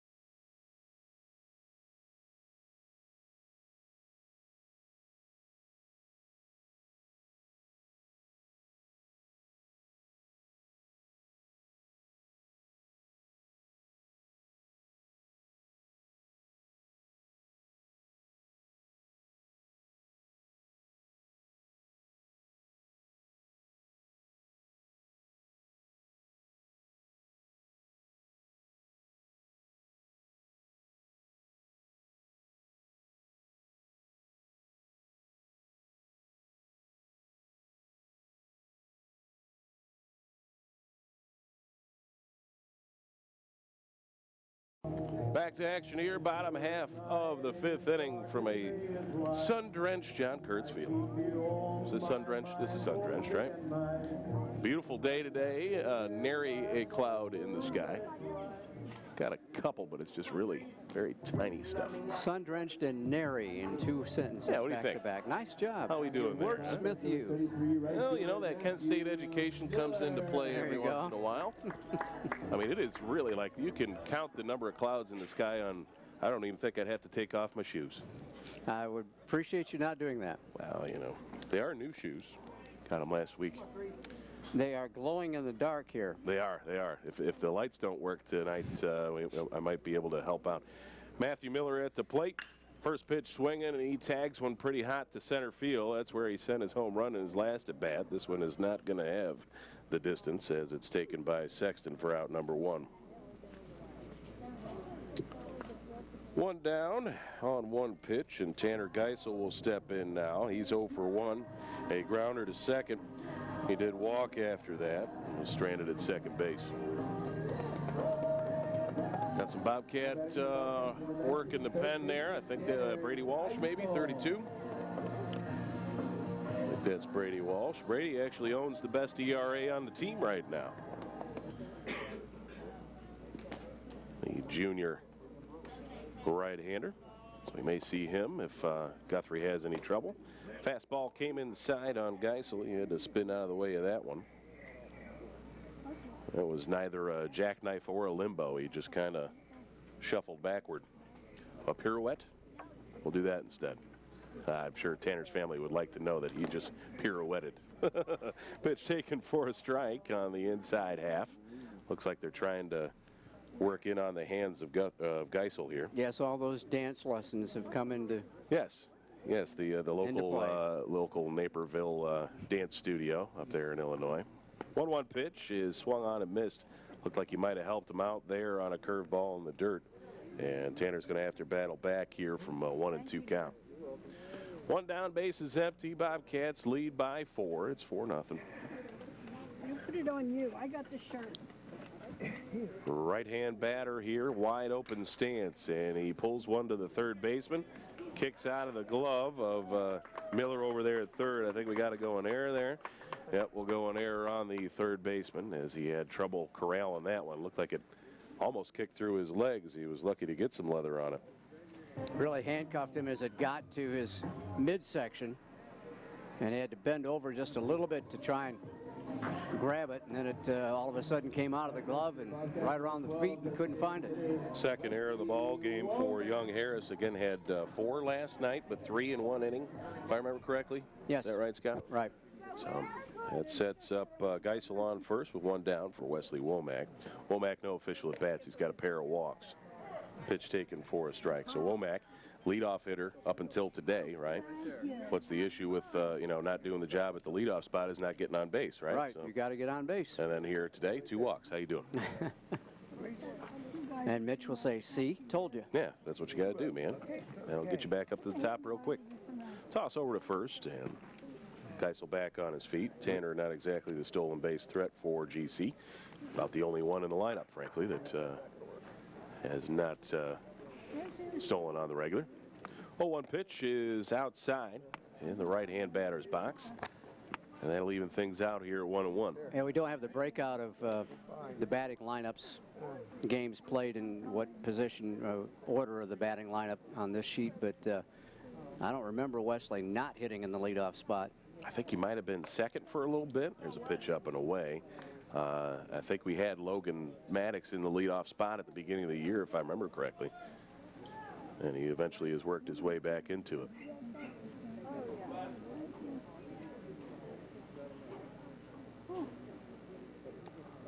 Two-one pitch, and that's on the outside black. And even things up here at 2-2.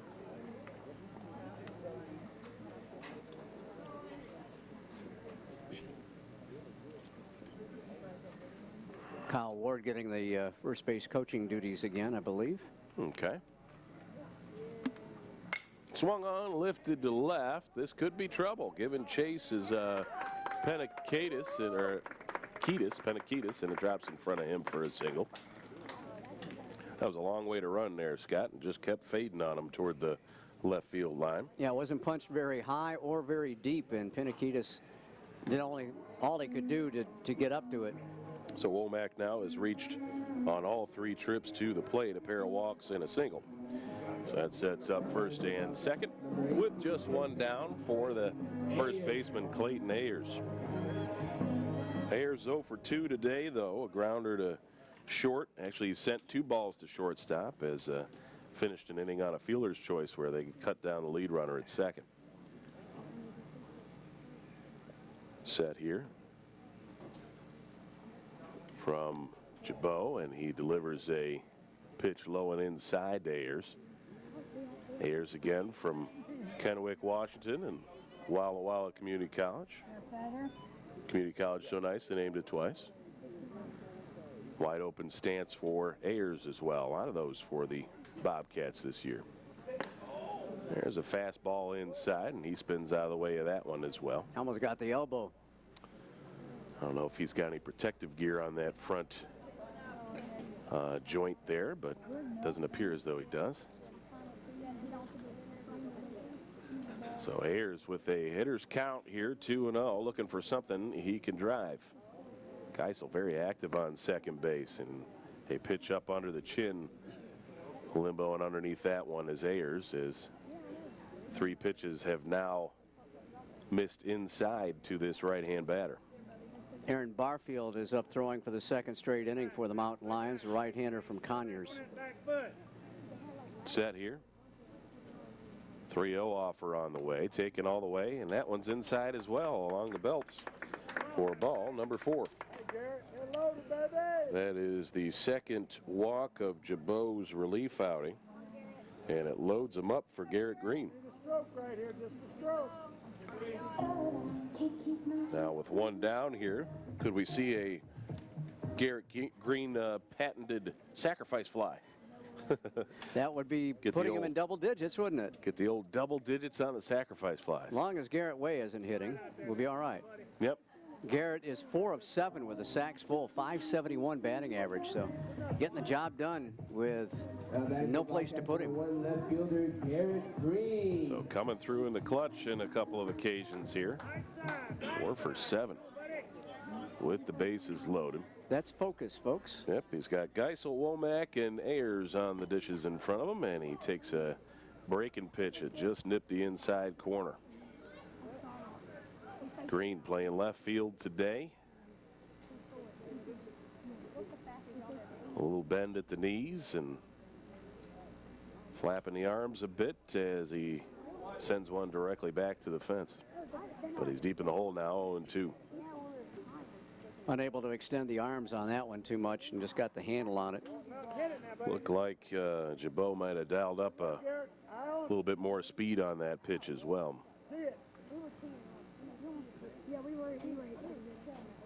One down, base is loaded up. An 0-2 pitch is lined right at the second baseman, and Womack was going on contact. They're going to double him off second base for out number 3.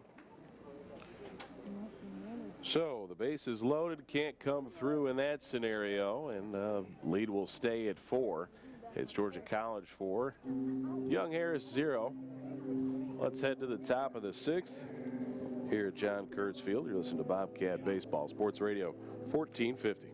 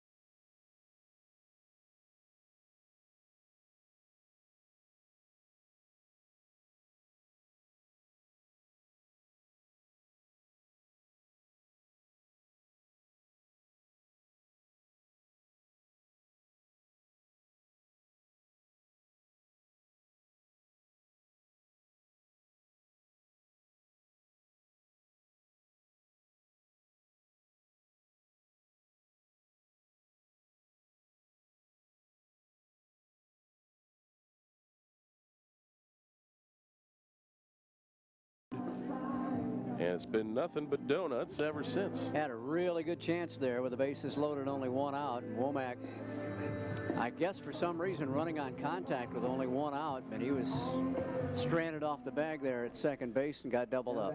Got to hope that that one doesn't come back to hurt us. Would have been nice to get some insurance there, but still controlling this ball game pretty well with 4-0. Trevor Guthrie on the hill. Troy Kaiser at the plate, big cut and a miss on the first offer. Kaiser's 0 for 2, a strikeout looking and a fly to center. Pitch number 75 coming for Guthrie. He's still got a few bullets left in the gun here, it appears. Foul back to the fence. And a deep 0-2 count here as Guthrie can control the remainder of this at bat. It is the 6th, so let's give you that sock update, folks. It's going to be a short one. The only one holding strong on the no sock showing is Brandon Benson. Well, and the catcher, Brandon Purcell. This one lifted to center, and MATTIX fades to right center and grabs that one for out number 1. Typically, we have a bit more interesting of a sock update, but it's really just 2 guys with no sock showing. A pair of Brandons is all it is, and the rest with the sock show. And that's your sock update, brought to you by Michael Hawkinson. Oh, he gave you a dollar. Oh no, it's today. Sam today. Sam, oh, Sam, okay. All right, Sam outbid you. He's got a dollar to your quarter. Pitch misses inside to start off the at bat here for Luke Miller. Miller is 0 for 2, had an error in the last inning that didn't wind up hurting his team. This one just barely in foul territory. Geisel doing a good job rounding that ball off, coming around the third base bag to line himself up for a strong throw, but it just bounds foul before it hits the bag. Looked like he would have had him too. A good effort there by Geisel. Again, as you said, just rounding it off, but the ball was just foul. Guthrie, the pitcher from Chattahoochee Valley Community College, that's Alabama, right? Yes, right across from Columbus. I think that's the one. Trevor Hinshaw, I believe, came from there as well. Little DH for some pretty successful Bobcat teams. This one popped to the right side, and Ayers battling that sun is going to grab it on the move for out number 2. Clayton again fighting off the high sky, relatively high sky here, and also had pretty good ways to run. Came in almost halfway down the line. You can see, Scott, those shadows still not terrifically long on the players and batters. They're just right underneath their feet. So that is a tough play. 2 down, bases empty, and a pitch taken for a strike by Jimmy Pinakitis. Pinakitis has had a pretty good day, a single and a walk, but has been stranded both times at first base. 0-1 is lifted to center, and MATTIX will be able to get to that on the run. It was fading quickly. I thought it might drop in front of him, but instead he grabs it on a bit of a jog for out number 3. How about the 1-2-3 inning? Look at that. That's the first time in this ball game for Guthrie. Maybe getting stronger as we go along. Let's head to the bottom of the 6th. It's Bobcat.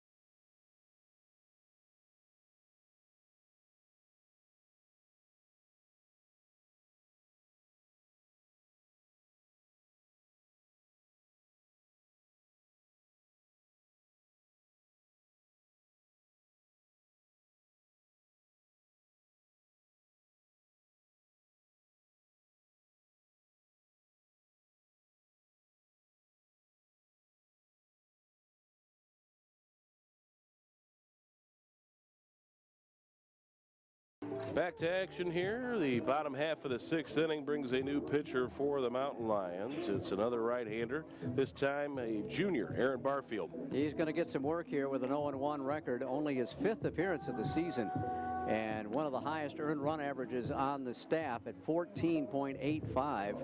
Barfield thus far has pitched in only 6 2/3 innings. This will be his 4th relief appearance. He started 1 ball game. He's given up 11 runs, all of them charged against him.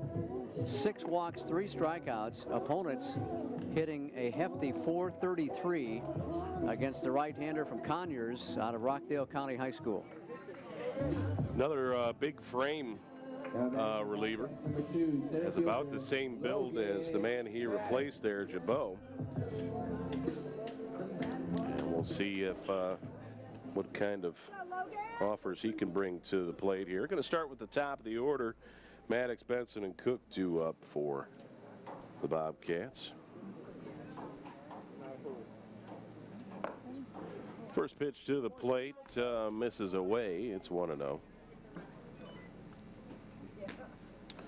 Also working from the extreme first base side of the rubber, more over the top delivery, and this one is laced to left for extra bases off the wall. MATTIX will coast into second base with a double, and he's got a nice little 3-for-4 day going. Change at the top of the order has benefited everybody so far today, including Logan MATTIX with 3 hits. Logan up to 12 doubles for his year. So leadoff double puts a runner on second, nobody out for Brandon Benson.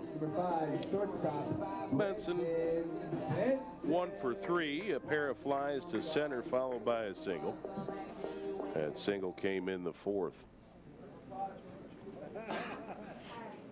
Barfield now, of course, working from the stretch, sets the hands just underneath the chin, and first offer comes in. It's ripped foul down in the Bobcat bullpen. That's the most action the Bobcat bullpen has seen all day, thanks to Guthrie. That two-bagger immediately got the Mountain Lion bullpen busy again. Johnny Spring, a freshman right-hander, throwing. So leadoff double, see if the Bobcats can do something with it. Have put up 2 scoreless innings in a row. Despite getting a couple of base runners out there, we've stranded 8 now. Bluff of a throw to second, no actual throw from him.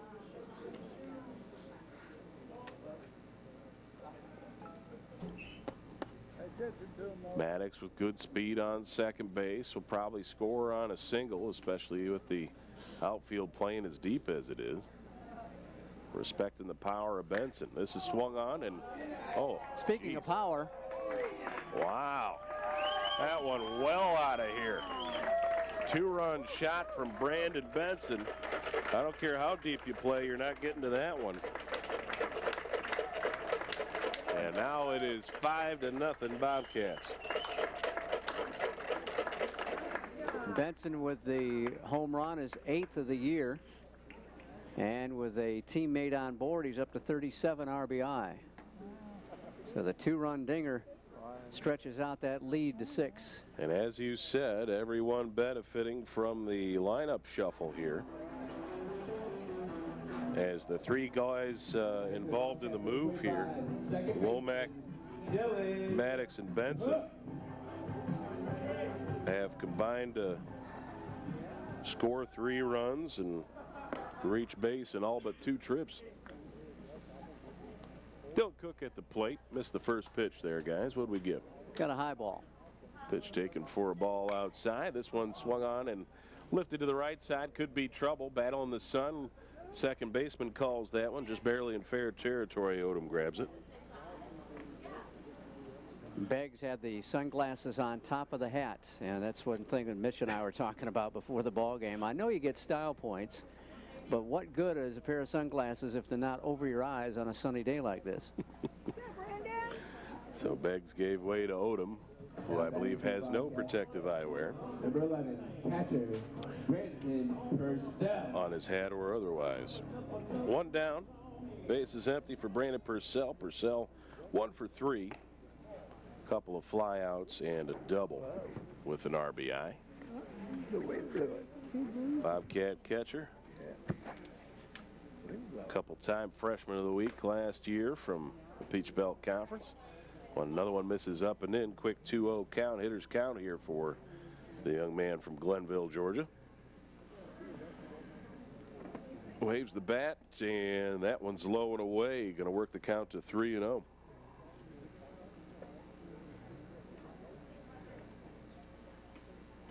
Three balls, no strikes, 1 down. And that one just barely gets the low inside corner. Purcell had taken a step and a half toward first base, and we'll have to dig back in there for a 3-1 pitch. That's ball 4 outside. Left-hand batter's box, and heading down to first, Brandon Purcell. Give you a couple updates in Peach Belt play. Top of the 6th at Pembroke, Augusta leading 7-2. Francis Marion on top of Southwestern 3-0. Top of the 9th, excuse me. And that's the first of 2, I believe, for them. No, a single game there today. North Georgia on top of Montevallo at the end of 3, 2-0. No other scores reported as yet.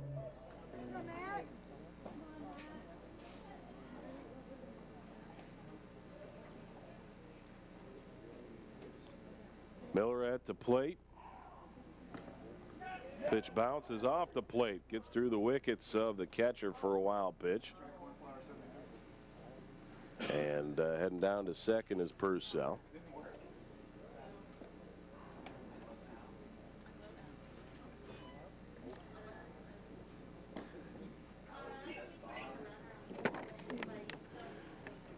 One and 0 the count for Matthew Miller, who's now got a runner in scoring position.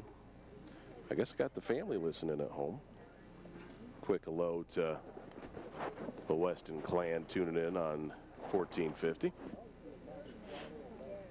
Swung on, ripped to left center. This could be trouble. Both runners, or both fielders on their horse, not going to get to it before it gets to the track.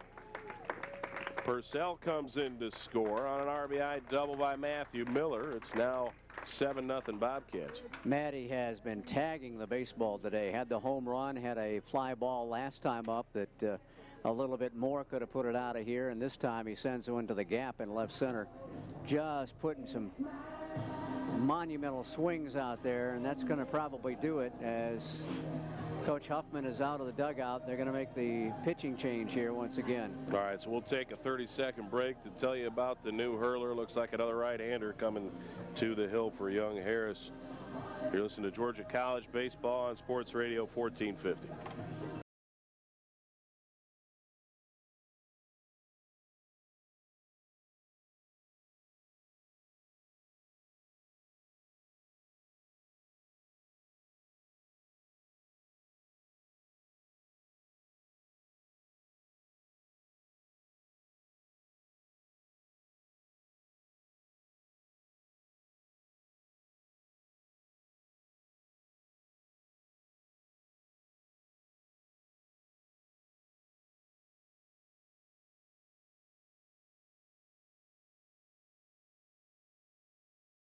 Florida, graduate of Palm Beach Gardens. Spring making his 13th appearance and 12th in relief. He's 0-1 on the season, 9.72 earned run average, 16 2/3 innings pitched. He's given up 30 hits in those 16 innings, 27 runs, 18 of them earned, so he hasn't been helped out on the mound by the defense very much. Even on the base on balls to strikeout ratio, 10 apiece, and opponents hitting .361 against him. So Barfield came in, and Bobcats tagged him for 3 runs. Scott got an update. Sorry about that. Sorry about that. You stepped away for a moment. Scott, we got an update from Florence. Bobcat men's tennis leads 2-1 after doubles against Lander. That would be a heck of a victory, I believe. Lander, a single-digit ranked team. I think they're top 10. So that's a nice start after doubles. See if momentum carries to singles action. Got to hold on for 3 more. All right, so we've got 1 down. Runner on second. Bobcats up 7-0. And Tanner Geisel at the plate. Geisel 0 for 2 officially. Reached on an error and a walk. Pitch misses low and away to him to start off.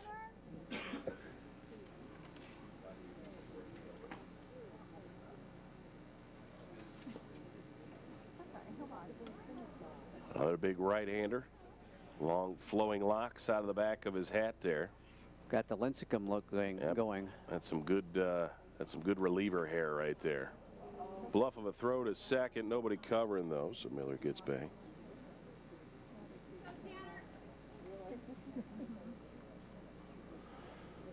One down. Here in the bottom of the 6th inning. Bobcats have already plated 3 in this frame, trying to add to it with another hit right here. That one's outside, and Geisel has worked himself a quick 2-0 count. Wonder if maybe he might not put the bat on the shoulder and see if the new reliever can bring one across. Tanner's got the ability at the plate to just wait out somebody. Spring with the kick in the fire. Nice breaking pitch there. It broke a lot, but it broke out of the zone. It's 3-0.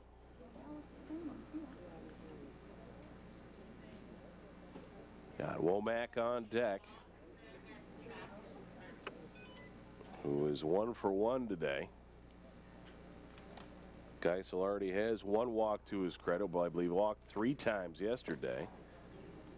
And that one catches the outside corner on Geisel. That was the old 3-0 automatic. And Geisel looked back to say, "Are you sure?" It did not look like it was really close to the plate. But.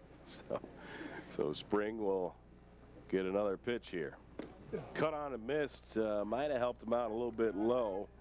Either way, Tanner was well out in front of the pitch.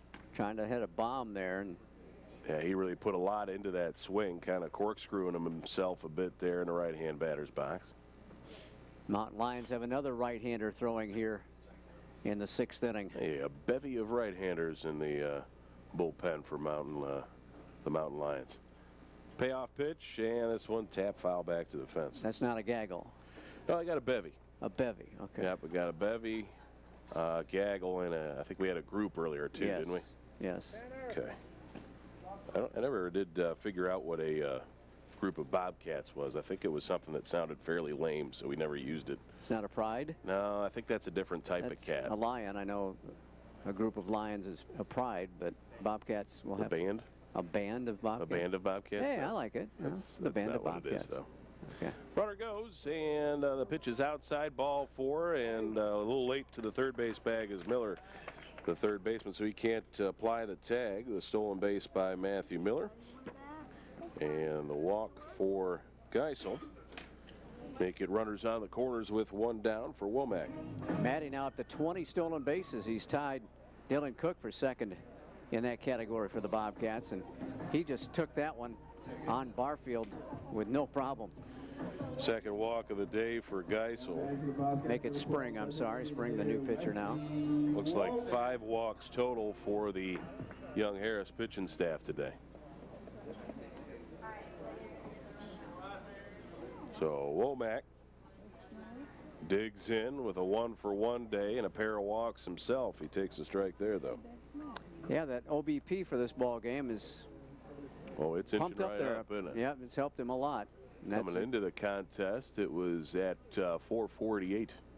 Swung on. This is lifted to right. Don't think it's going to have home run distance, but maybe deep enough to score a run. The throw to the plate is cut off. The sacrifice fly for Wesley Womack makes it 9-0 Bobcats. Nice strong throw. I think if they do not cut it off, they may have a potential play, but it looked like it might have gone up the third baseline as well.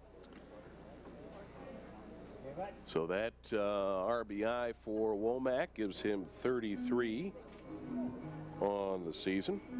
That's a lot of RBI for a leadoff hitter. That'll be his 3rd sack fly of the year, too. So Geisel had to stay put at first base. So that'll make it 2 down now for Clayton Ayers. Ayers 0 for 2 officially. He did reach on a walk in his last trip. That was just an inning ago. Floating pitch up there, and Ayers puts a pretty good charge into it. Back and a couple of steps shy of the track, grabbed by Pinakitas for out number 3. Came pretty hot off the bat, but just didn't quite get enough on it. So that ends the inning, but not before the Bobcats pick up 3 runs on, looks like 3 hits. The big blast, a 2-run shot for Brandon Benson. Gosh, that was a long inning too, wasn't it? We sent 8 to the plate. 6 in the books. Scott will take you the rest of the way. It's Georgia College 9 and Young Harris 0. You're listening to Bobcat Baseball, Sports Radio 1450.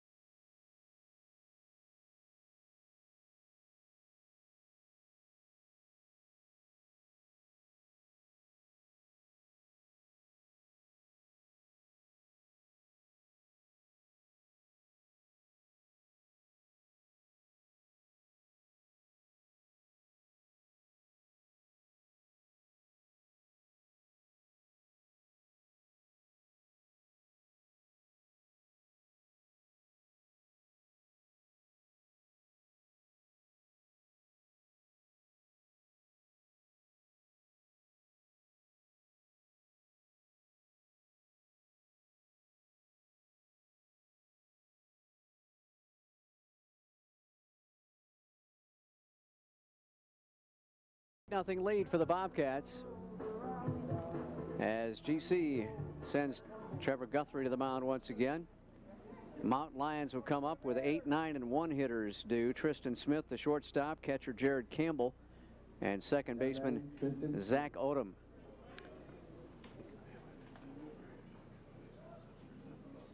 Six strong innings for Trevor Guthrie, and the first pitch is up high with a heat 1-0. Guthrie coming in averaging only 3.43 innings per appearance. So doing a great job, almost doubling that. That one's pop foul back out of play. It's 1-1. So Trevor stretching out his appearance here as the season goes along. He had a good appearance, I believe 6 innings also against Armstrong last weekend as he dumps a fastball inside. It's 2-1. Bobcat bullpen has some residency down there, but no activity. Everybody's sitting down as Guthrie kicks and deals 2-1. I'd say outside corner. I was doing some umpiring from the press box there, and it's 2-2.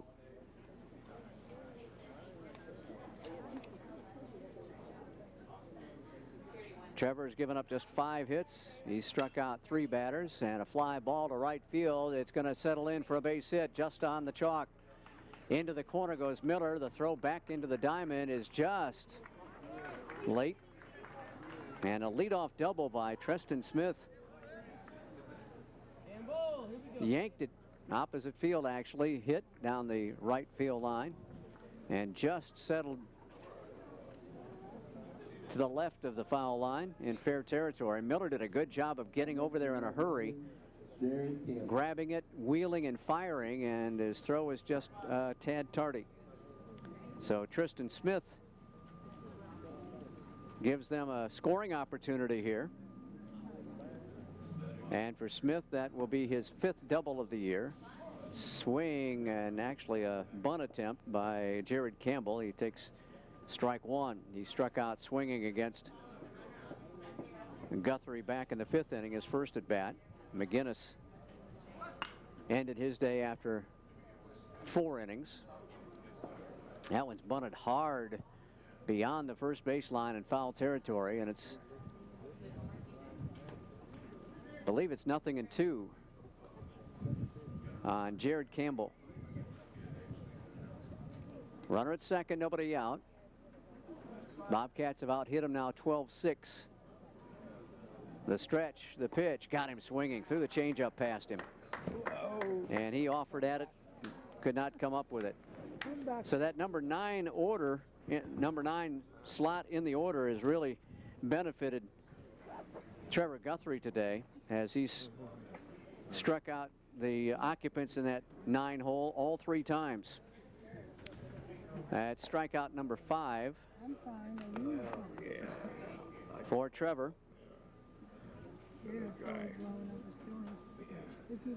First pitch to Odom is taken for a strike. Runner at second with a 1 out. Time at the plate. Brandon Purcell hangs out a sign. Guthrie comes set. Now he'll step off the rubber. Looking into the plate, making sure the count is correct. It's 1-0. Again, Mitch Feller in charge of the Bobcats and also making the pitch selections for the pitchers, something he hasn't done before, at least in his tenure at GC. Pitches inside, and it's 2-0. The set from Guthrie, the fastball is popped up a mile high right behind home plate. Purcell shades his eyes with the glove and dropped it just to the left-hand side of the right-hand hitter's box. Again, the high sky playing tricks on the Bobcat infielders. Second time we've dropped the pop-up, but this one's in foul territory, so all it is a strike. 2-1 the count on Zach Odom. Has 2 hits in his 3 trips to the plate so far. Base hits his last 2 appearances. Curveball hanging high. 3-1. GC with an 8-0 lead over the young Harris Mountain Lions. And there's ball 4 outside. So Odom coaxes the pass.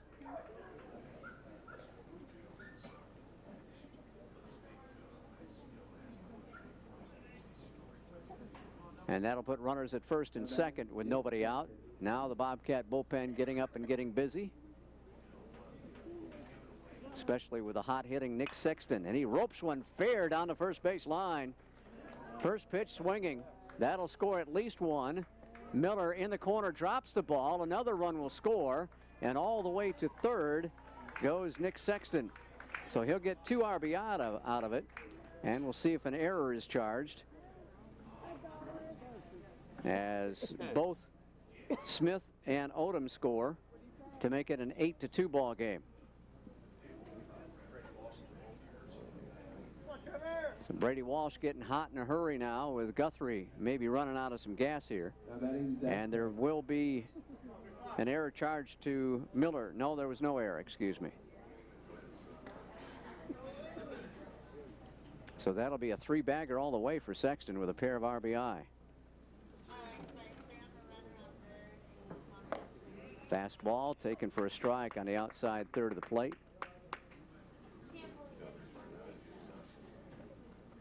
Sexton up to 36 runs batted in for his season. So Guthrie gives up the goose egg here. The stretch, the pitch down low. Pitch number 96 is a ball. It's 2-1 now for Trevor Guthrie.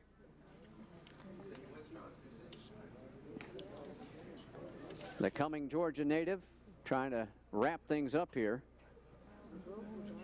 Played football and baseball at West Forsyth. Big, healthy swing and nothing to show for it. It's 2-2. As Zach Beggs in search of hit number 1 on the day. He's popped out to both corner infielders and reached on an error by Cook on the little line drive in the 5th inning. That's up high, and it's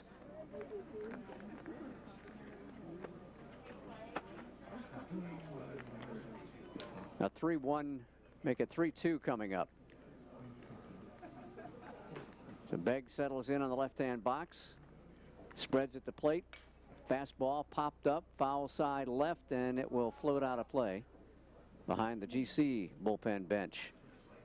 Count remains 3-2 on Zach Beggs.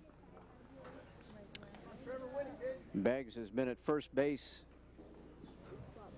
in 2 of the 3 ball games, on Friday night and again today. Yesterday, last night, should say, he played at shortstop for the Mountain Lions.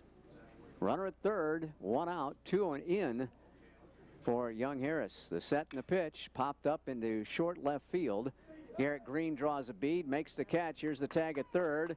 The throw will be cut off by Geisel, and that will be a sacrifice fly for Zach Beggs.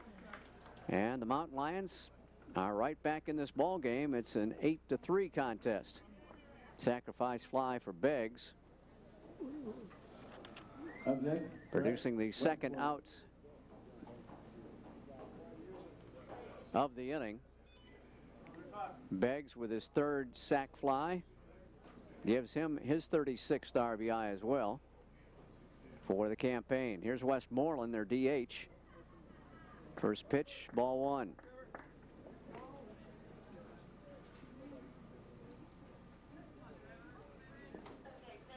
Westmoreland with a strikeout swinging, a line shot to center field, and he skies this one to left. Garrett Green got turned around a little bit. Now he makes a catch, falling to his knees as his momentum was carrying him toward that left field line, and he was able to haul it out of the sky. But a big inning for the visiting Mountain Lions, as they have a big 7th for the first time this weekend. They'll pick up 3 runs on just 2 hits. Congratulations to Grace Westmoreland And nobody left on base. Ladies and gentlemen, that concludes Bottom of the 7th inning, and 7th inning stretch at Kurtz Field. The Cats on top still, 8-3. Georgia College baseball, Sports Radio 1450. Tuesday to the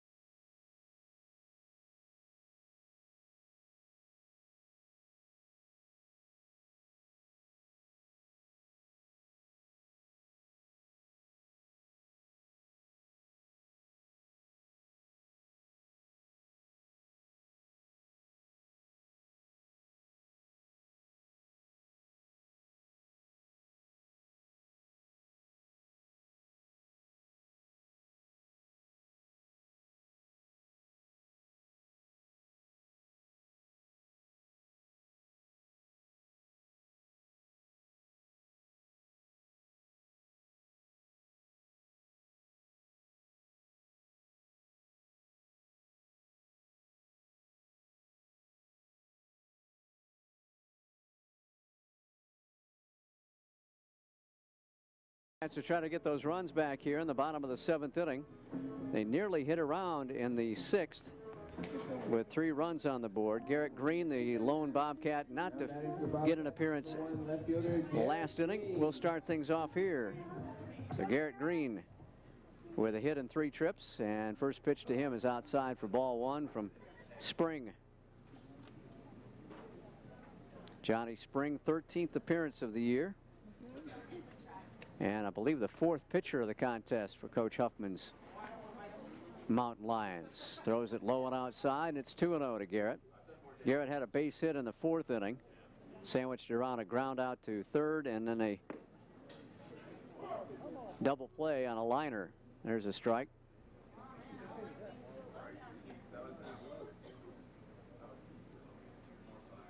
Two-one pitch, skips back to the backstop. Bounced about even with the home plate near the what's left of the left-hand hitter's box chalk. 3-1 pitch coming up, 2.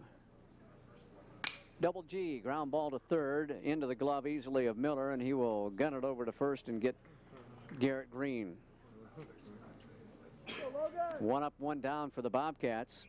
Back to the top for our new leadoff man, Logan MATTIX. Logan with 3 hits and 4 trips at the top of the order.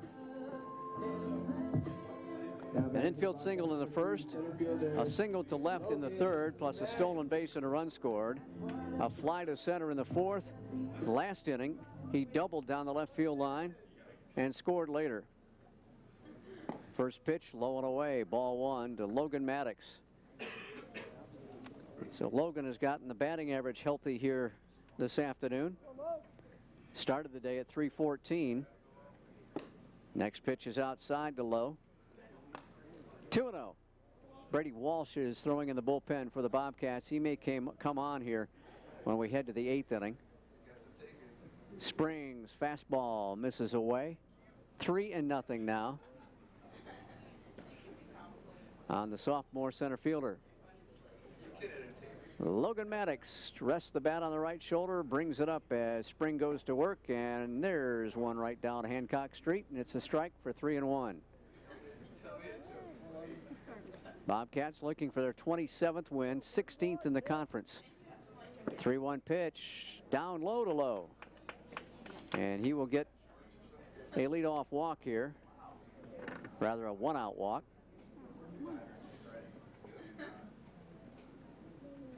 Brandon Benson with a home run last inning, a 2-run job. His 8th round tripper of the year. Benson is 2 for 4.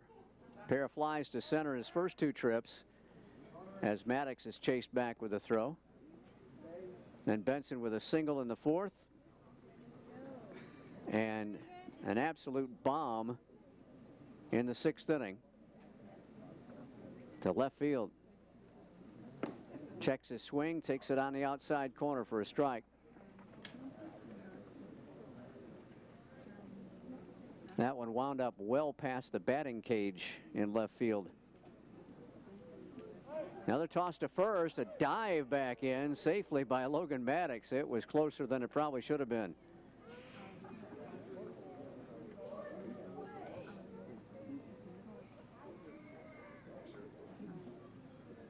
Spring bends in and looks for a sign. Campbell gives him one, and here comes the 0-1 offering. It swung on, lifted into center field, but playable for Sexton. He angles to his right and makes the grab for out number 2. So Benson has tested Sexton 3 times today and unable to get it past the center fielder. Now here's Dylan Cook. Cook with a hit and 4 trips. What's that batting average at now, Michael? 429. Came in at 432. Thank you, sir. Hopefully still leading the Peach Belt Conference in hitting. He had a 10 percentage point lead over McClellan from Columbus State going into today's action. Fire to first again, a dive back in by Logan MATTIX.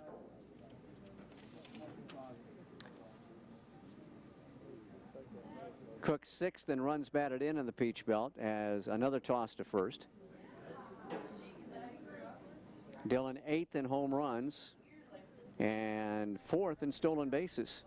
As Al said, just a all-around good effort here this season. Throw down to second on a steal attempt. Got him. Campbell on a 2-6 putout of Logan MATTIX. Got him on the ankle before just as the foot was about to hit the bag. So that'll do it for the Bobcats. No runs, no hits, no errors, and nobody left. We'll go to the 8th inning. Georgia College up by 5 at 8-3. This is Georgia College Baseball, Sports Radio 1450.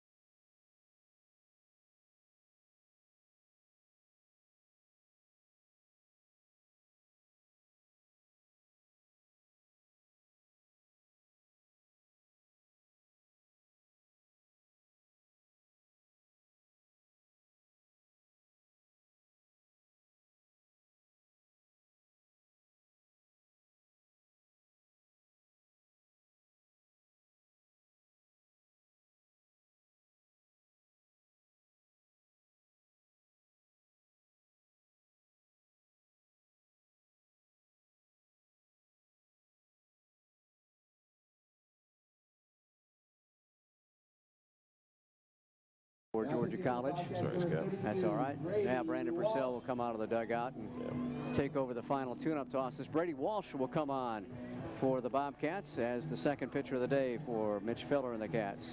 Walsh came into the ball game with the team's best ERA at 2.25 on the season. Making his 9th appearance, he's got no record, no saves. I guess, nope, we're already past the point where a 3-inning save would come into play. So no save situation here either. It is 12 innings pitched for him, 13 hits against, 6 runs, only 3 of them earned though. 3 walks and 6 strikeouts, so he's averaging a strikeout every 2 innings or so. Opponent's hitting 265 against the right-hander from Marietta, as the junior Brady Walsh takes to the hill, Pope High School. Now batting for young Harry, Story Kaiser. And he will face Kaiser to get things going in the 8th inning. Mount Lions got 3 off Guthrie in the 7th, and a first pitch fastball is away to the right-hand hitter, 1-0. Brady goes a lot of momentum with his delivery, as a lot of his almost falling forward a little bit as he finishes up. Misses on the next one. It's 2-0. Kaiser 0 for 3, strikeout looking, and 2 fly balls to center fielder Logan MATTIX. There's a fastball strike at the knees.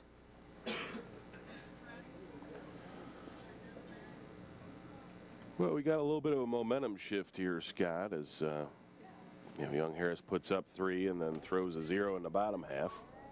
Toss on the outside corner to even it up at 2-2. And yeah, you don't like it this late in the ball game to give up that mojo, and you got Busby getting loose just in case also. It's a big inning, I think, for Georgia College. If we can go 1, 2, 3 here, that would probably stem off the rally. Fastball misses away. It's 3-2.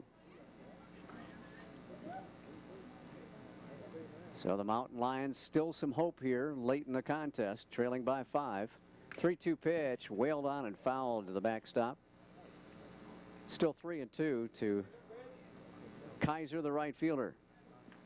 Done a really good job in right field for them, as well as at the plate. Came into the game today as their leading hitter at 4 of 8.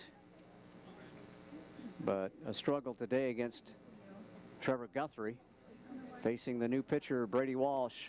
3-2 pitch, just missed somewhere. It's ball 4.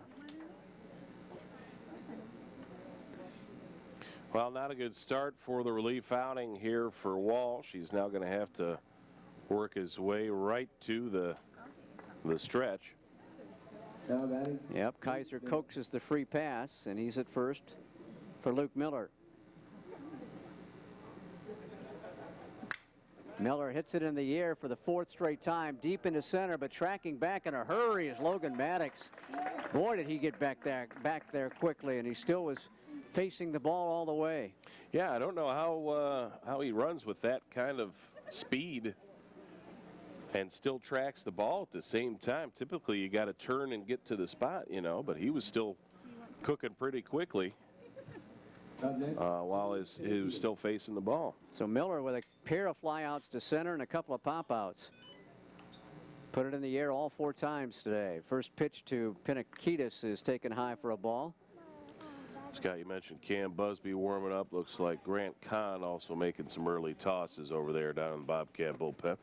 The stretch, the pitch. Fastball outside corner for a strike. 1-1. Pinakidis with a hit and 2 official trips.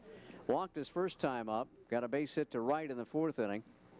And then a fly to center field in the 6th. So the outfielders are very active today. 1-1 pitch. Pop foul left side up on the bank. Ball's just short of the, well, it bounces off the paved area in front of the house. Again, all those fly ball outs with Guthrie on the hill. Would we end up with just 1 ground out, right? I believe so.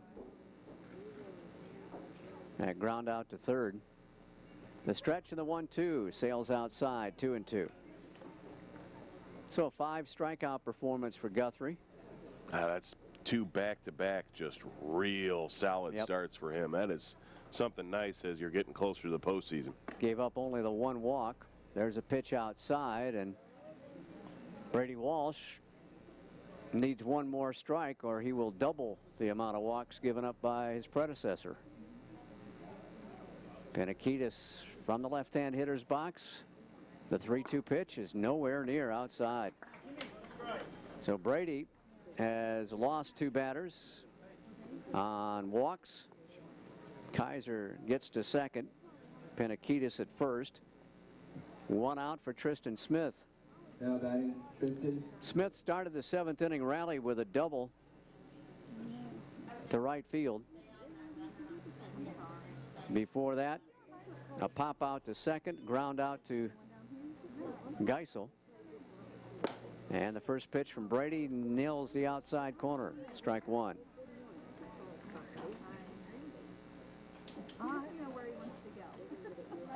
Bobcats, with that runner at second, are not holding the runner at first. The stretch, Walsh with the 0-1 offering. Missed it low, framed by Purcell, but no change for the man behind him. It's 1-1. Not interested in Purcell's salesmanship today, I guess. Walsh, 1-1 pitch is down low, skipped up there. And it's 2-1. Brady has not been able to find the strike zone consistently here in this outing. Just his 9th of the year. But again, as Al said, the leader in ERA for the ball king. Off the end of the bat, cued foul. First base coach's box area. Yeah, not a good start here for Walsh. Got to buckle down. Got the 2 base runners on now. And like I said, pretty crucial inning here as far as a momentum shift for the Mountain Lions. Would really like to put the pressure back on with a 0 in this frame. See if he can throw a ground ball here and get a pair. The 2-2 pitch. Off the end of the bat, foul to the Mountain Lion on deck circle. Ground balls have been a rarity today, as you mentioned. A lot of lifting in the air. Yeah, only 1 double play turned, and that was a line-out double play by the Young Harris defense. Walsh with a 2-2 again, swung on, tapped toward the GC dugout. No wind to speak of at all. Very calm day. Doesn't take long for Cameron Busby to get warmed up. I got to think he's pretty close to being ready if need be. Yeah, he's already stopped after a return throw from his catcher down there. The stretch in the 2-2 again. This one's hit high in the air 1 more time. Short left field. Benson back at shortstop and makes the catch. Really got under that one, and Tristan Smith helps out Brady Walsh and the Bobcats, but there's still 2 runners on with 2 out now. Now batting. Benson able to backpedal and get in position to make that play on a high sky Sunday. Now Jared Campbell for his second plate appearance. He has yet to put the bat on the ball. Struck out swinging both times against Guthrie. First pitch fastball is up high. 1-0. Sammy. Kaiser at second, Pinakitis at first after walks. 2 out, and the 1-0 pitch. Tagged foul, high and deep to left field up in the parking area. Yeah, Campbell Third base side. Nope, just shy of the parking area. Campbell got a pretty good chunk of that one, but well out in front of the pitch by Walsh. So maybe you dial up a fastball here to keep him off balance some. Got an 8-3 lead. Should be what, 1-1 count, right? Yep. And the pitch right down the heart of the plate, 1-2. I was upstairs. All right. So Brady Walsh trying to battle back and leave the runners right where they are. The 1-2 offering, swung on, hit to left, base hit. They're going to wave the runner around from third to the plate. The throw back to second, safe. The throw from left was cut off by Geisel, the third baseman. He fired it back to Cook at second. But they could not get Pinakitis. A run scores, makes it 8-4, and Mitch Feller is out of the dugout. So give Jared Campbell a base hit and a run batted in, his 7th of the campaign. And Brady Walsh was 1 pitch away from getting out of the problem without any runs scored. I think Cameron Busby really wants to come in. He's already out of the bullpen on the grass, starting to step in, and no, he has to turn right back around and head back out there again. He had already gotten rid of his bullpen ball and everything. He was ready to go. Now he's got to get a new baseball, and he's flipping it up in the air right now, so Buzz is going to have to hold fort. Champing at the bit over there. I think he's ready to go. Runners at first and second, a run in to make it 8-4 GC. Back to the top of the order for Odom. Zach will send a ground ball, left field, base hit. Garrett Green will charge, and the throw will be cut off, and they'll hold the runner at third to load the sacks. Well, whatever Mitch said, it did not take, and he'll have to come out of the dugout on back-to-back pitches and relieve Brady Walsh. So it will be Busby coming on. Pinakitis at third. Campbell on at second. Odom on at first with a base hit to left. And the day is a short one for Brady Walsh. So he'll head to the dugout. We'll talk to you about Cameron Busby when we come back in 30 seconds. Georgia College Baseball, Sports Radio 1450.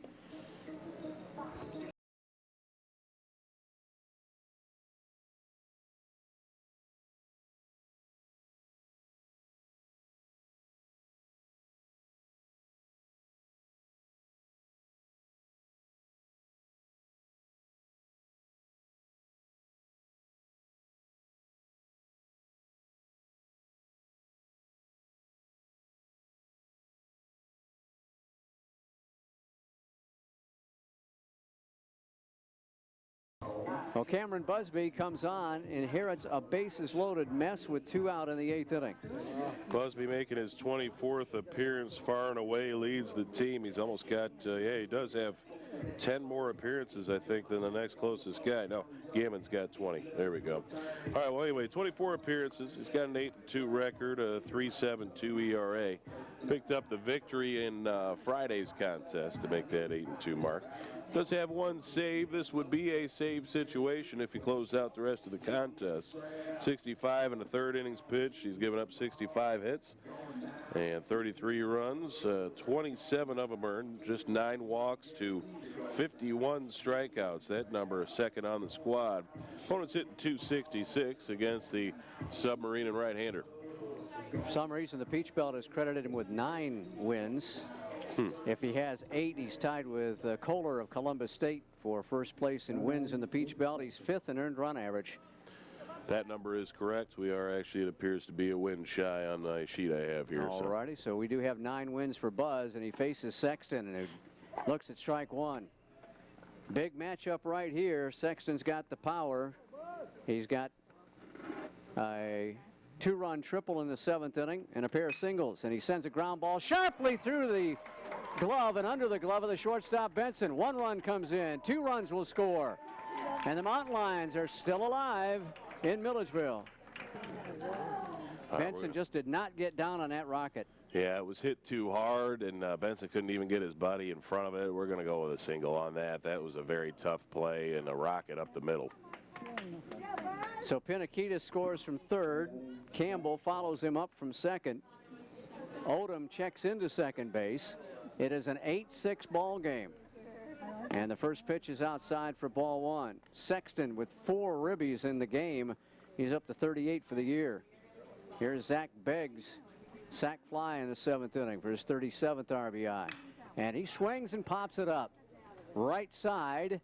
Got to get there. MATTIX will take charge and take the ball in right center. That will finally put an end to the madness in the 8th inning as they pick up 2 more runs to make it a ball game. Bobcats are trying to get it back in the bottom of the 8th inning. GC 8, Young Harris College 6. Bobcat Baseball, Sports Radio 1450.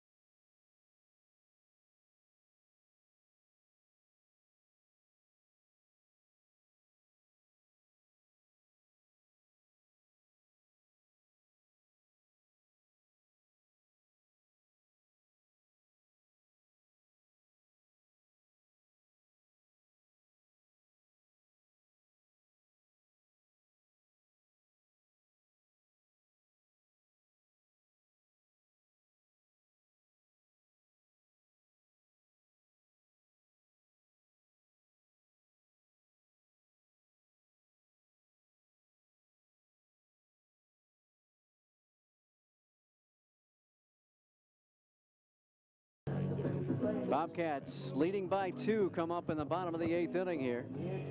It's an 8-6 ball game as Young Harris has new hope.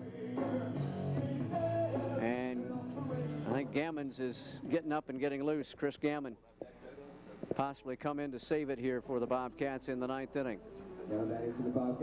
Dylan Cook, Brandon Purcell, Matthew Miller due up for Georgia College in the 8th inning. Cook was at the plate when MATTIX was thrown out trying to steal second. New count for Dylan, and it's outside corner for a strike. 0-1. Dylan with a hit and 4 trips. Way outside.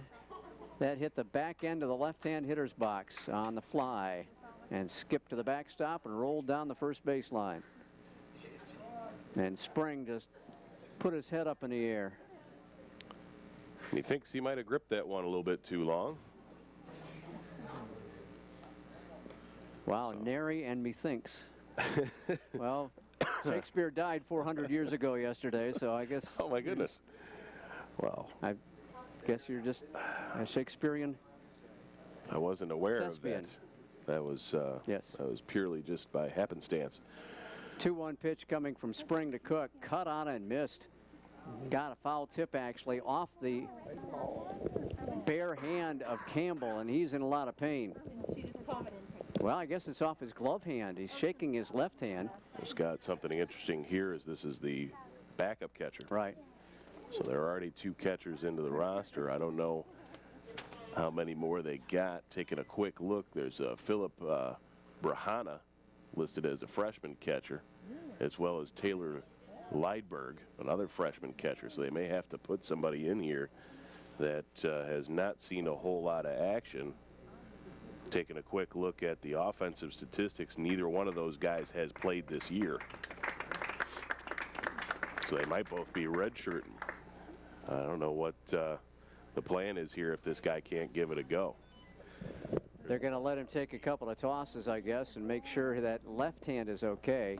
Again, Dylan Cook with a foul tip at the plate on a monster swing, and it got Campbell knocked the catcher's mitt off his left hand. It was the tip, right? Not the actual bat that on the swing around. Correct, the tip. Okay, so the ball hit it off. Yeah. Okay. Campbell, being a gamer, will stay in. Those guys behind the plate take a lot of punishment. Yeah, and again, like I mentioned, pretty key for him to stay in this ball game for his Cookie team. drills one high, deep to left field. This one is up against the wall on one hop. Dylan Cook will storm into second. He's going to try for 3. The throw not in time. Dylan Cook with a leadoff triple for the Bobcats. He didn't get the signal to go until almost hitting the second base bag. You could see once he turned around second, he tilted his chin up in the air and really turned on the afterburners there to try and add a little bit of extra speed. That ball hit off the base of the fence and ricocheted up over Sexton's head as he was leaping for it. And that's, I think, what allowed for the extra base. That's the 3rd triple of the season for Dylan Cook. He leads the club, one up above a couple of other Bobcats, and a curved soft one on the outside corner. They are bringing the infield up. Try and choke off this runner at third base, and that'll open things up for Brandon Purcell. I imagine Brandon's eyes are saucer-like now. He pops it up behind home plate, going to get out of play and drop down right in front of us, almost in the walkway, and it'll skip all the way back to the backstop.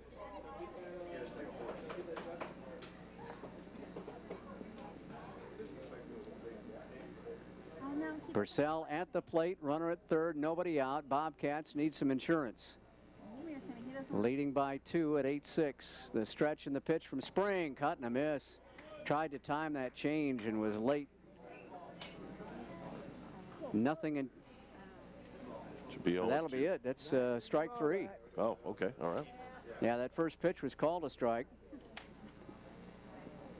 And so Purcell fans, they'll stay up around the infield defensively. Spring gets his first strikeout. Still going to leave the infield in here with just 1 out. That's the first time a Bobcat has fanned today, which is good news as well. Wow, took all the way to the 8th, huh? Yeah, they're going to put Miller on. They're not even going to allow him to take a cut here. Great. Whoa! Threw it back toward the plate, and Campbell had to jump to his left. That's why these are not automatics, folks. Not real sure on the angle there, but that looked like it was headed straight for the face of the home plate umpire. Yes. And he, for some reason, was standing there instead of turning away, but he's got that protection. Well, ball 2 outside. He's got to make sure it's not a strike, too, right. I guess, yeah. right? He's got to be in position. So the intentional walk, as Miller, again, he has just tattooed the baseball today. Miller with a single, a home run, and a double. Comes up short of the cycle again. And ball 3 as Spring settles in for ball 4, high and away. So the intentional walk gets Miller to first. Now they'll back up the infield for a try for a double play. Corners occupied by the Cats for Tanner Geisel. Tanner is 0 for 2. He's also drawn a pair of passes. Ground out to second and reached on an error in the 5th inning. Got all the way to third but couldn't score. Bobcats had the sacks full in that 5th inning and nobody could come around. Scott obviously setting up for the double play here, but with a guy with speed like Miller, I wonder if we might not try and send him to wipe that out right away. Miller 9th in batting average in the Peach Belt Conference coming into today. And we'll check on that stolen base number in a second as the first pitch is low and away. Good stop on the backhand by catcher Campbell. Miller 5th in stolen bases. He has 2 today, up to 20 for the year now.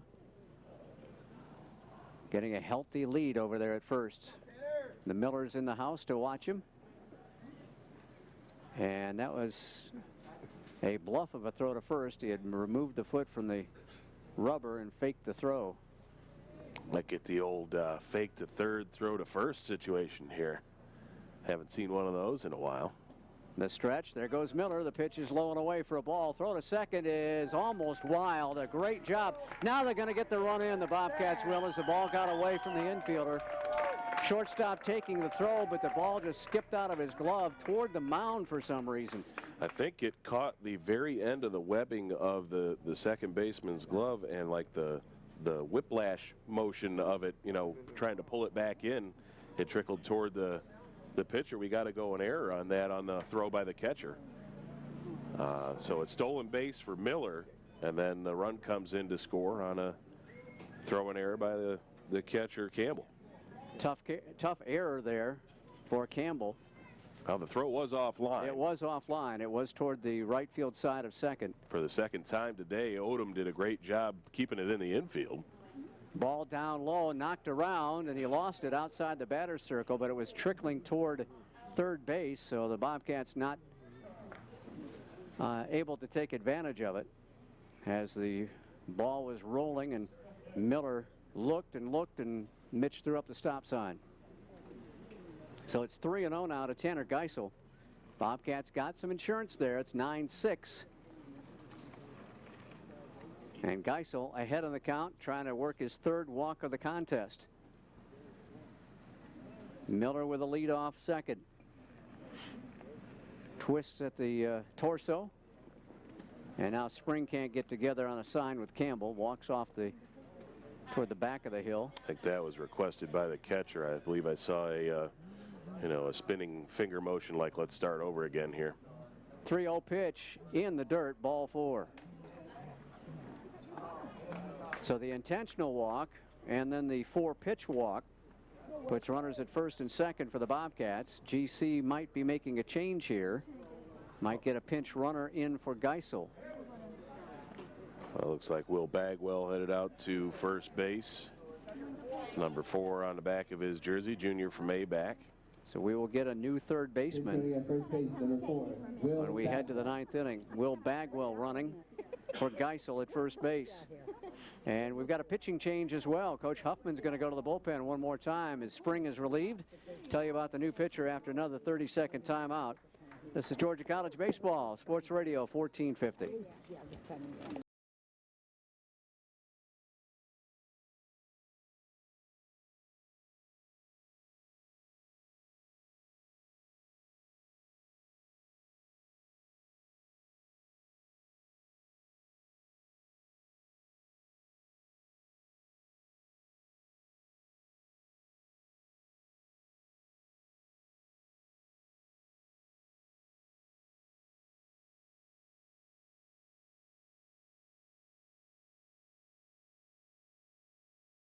Lions as they go to the pen for another right-hander. It is Brent Thomas. Okay, the right-hander Thomas making his 12th appearance. He does have 2 starts. 1-1 record, a 5.70 ERA. 23 2/3 innings pitched. 24 hits against him, 20 runs, 15 of them earned. 11 walks, 14 strikeouts, and opponents hitting .270 against another right-hander out of this Mountain Lion bullpen. I don't think I've seen a single lefty in either of the 2 ball games that I've worked out here. I agree. I think we had a left-hander Friday night, but I'm not 100% sure about that. Sorry to interrupt the hot dog. Well, that's all right. I got about half of it down. Okay. I was thinking it was a 60-second break. I didn't really plan that out very well. I can kill your microphone if you want to finish it. But that's okay. Okay. That's okay. I'll get the rest of it headed into the 9th. It's not a Brad Muller rally dog, but it'll have to do. It'll have to do. Thomas will inherit 2 base runners and 1 out, and he will be facing Wesley Womack. So they do not obviously have a left-hander that they trust in this situation. As a matter of fact, they did throw a lefty against Womack late in the ball game Friday night. Womack 1 for 2 today. A base hit and a sac fly in the 6th inning. Down low inside corner though for a strike. 0-1 to Wesley. The base hit back in the 5th, the sac fly to right field in the 6th inning, his 33rd run batted in. a couple of walks to start his day at the plate in the second and third, respectively. Cocks the bat, waits on an 0-1 pitch. Thomas with the deal. Fastball down low, and Campbell has to box that one around and calls time. Wants a new baseball to work with. It's 1-1. Bobcats have added a run here. They make it 9-6. Thomas is charged with keeping them right there where they are to keep his teammates in the ball game with a final shot at the Cats in the ninth inning. Womack deep on the left-hand batter's box. Two black gloves on his hands as he holds the bat up high over the left shoulder. 1-1 pitch, fouled off. Got a piece of Wesley and bounced back toward our on-deck circle. Yep, I think that kicked up off the chest of Womack, maybe his arm, as he's shaking out his left arm a little bit. Readjusting the batting gloves away from the circle as Campbell called time and went out to have a quick word with his pitcher. Chris Gammon appears to be ready to go for the ninth. Well, again, it doesn't take him long to get loose either. Those submariners can get ready in a hurry. I didn't see if there was a stretchy thing employed or not. Here's the set. The look to second by Thomas. The look to the plate. The look to second. And the pitch to the plate. Curveball up high. 2-2. The Ephus style slow floater there. But it just stayed up and out of the zone. Never made any movement. Stay on it, Wesley. First and second occupied by GC with one out in the bottom of the eighth inning. A 9-6 Bobcat lead. Wesley Womack wants to add to that total. And he'll drive one high and deep to right field. It is way back. It is gone off the wall. And the Bobcats have two runners at second base. Womack will get a single out of it, and he's tagged out at second. GC just did not see where the ball was. And Geisel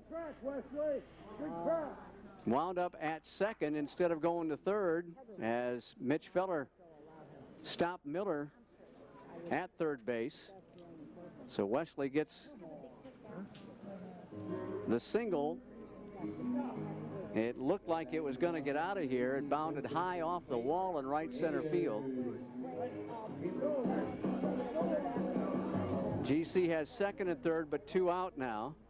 And we'll check that relay throw into the infield for the out on Womack.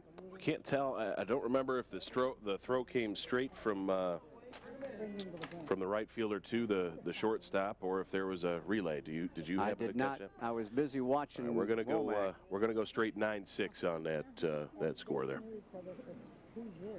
So Geisel at second, Miller at third. 0-1 pitch coming, and it's outside to Clayton Ayers.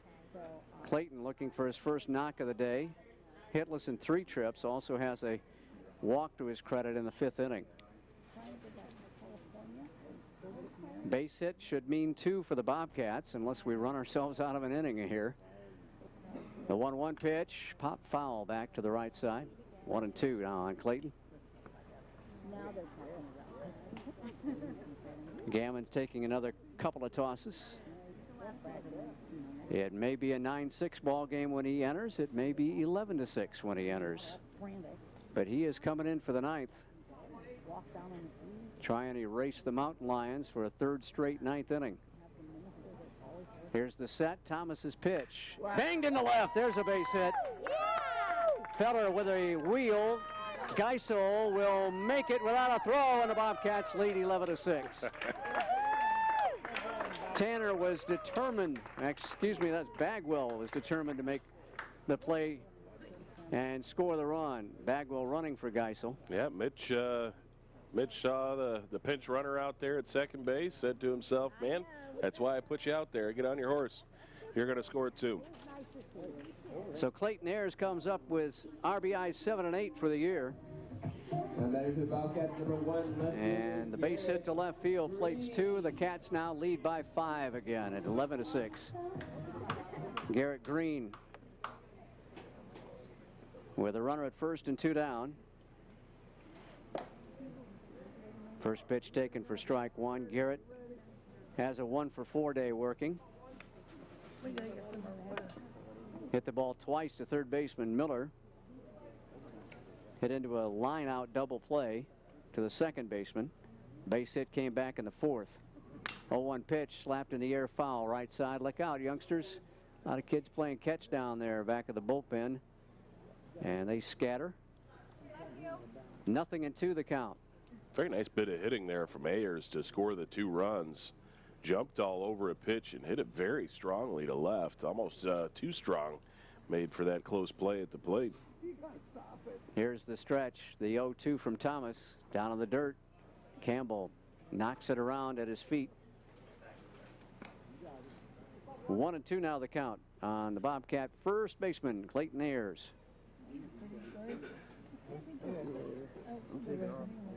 Well, I'm sorry, it is Garrett Green. Clayton Ayers gets his lead off first. Thomas is 1-2. Just missed the outside corner, framed a little longer than usual by Campbell. It's 2-2 now. Green, the number 9 hitter in the lineup for GC. Bends over at the waist from the right side. Bend at the knees as well. The 2-2 pitch is hit high in the air. Foul territory left side. Who's going to go get it? Shortstop wants it and makes a nice running catch as Smith tracked that one down just before he got into the Bobcat bullpen. But Georgia College picks up 2 runs, and they do it on just 2 hits. There was 1 error and 1 man left on. We go to the 9th. The Bobcats on top, 11-6. This is Georgia College baseball, Sports Radio 1450.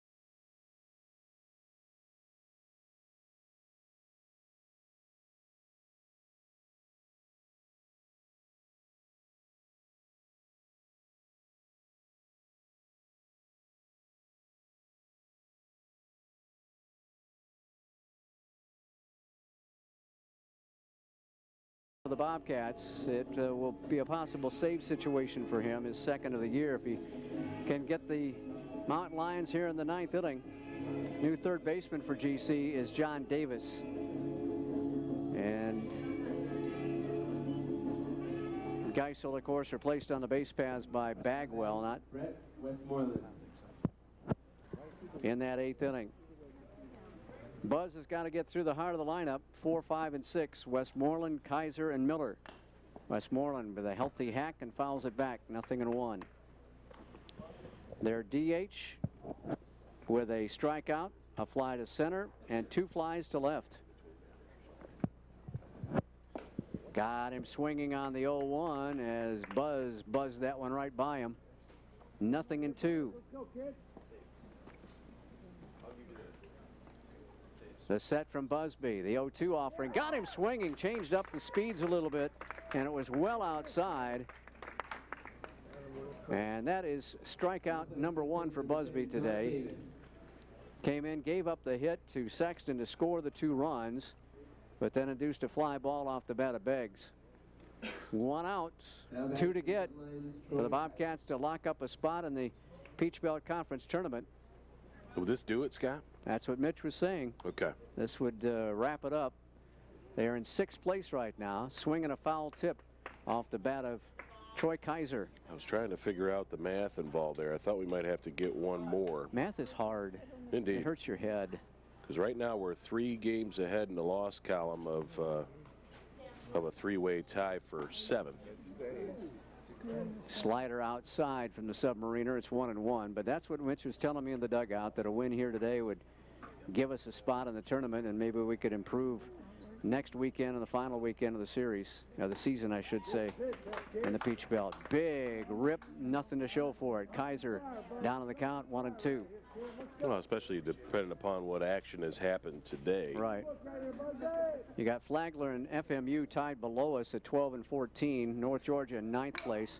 Ground ball, grass cutter to shortstop. Benson's got to hurry, and he just delivers a bullet to first base. And Kaiser is retired. 2 down for Georgia College. And the Mountain Lions down to their last out.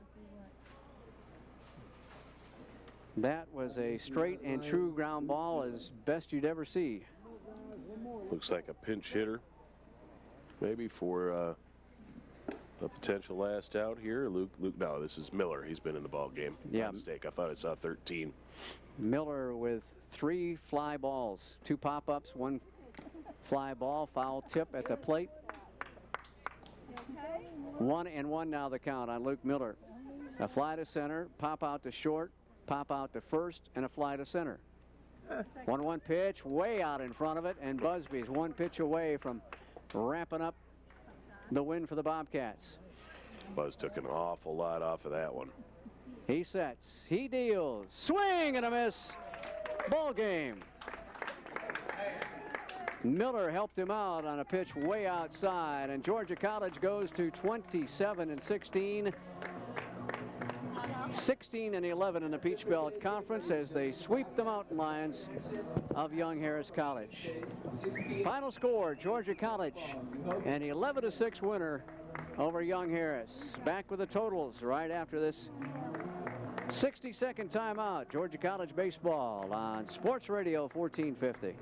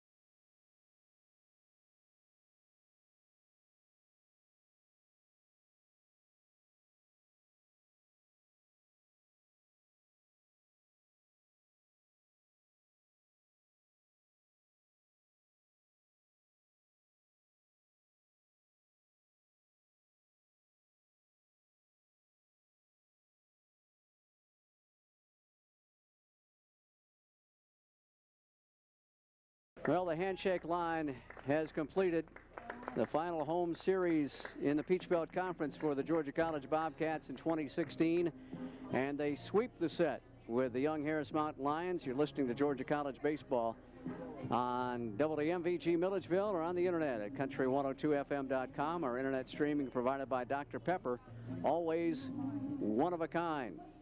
Bobcats with an 11-6 win over Young Harris as the Mountain Lions drop to 12 and 35, 6 and 21 in the Peach Belt Conference.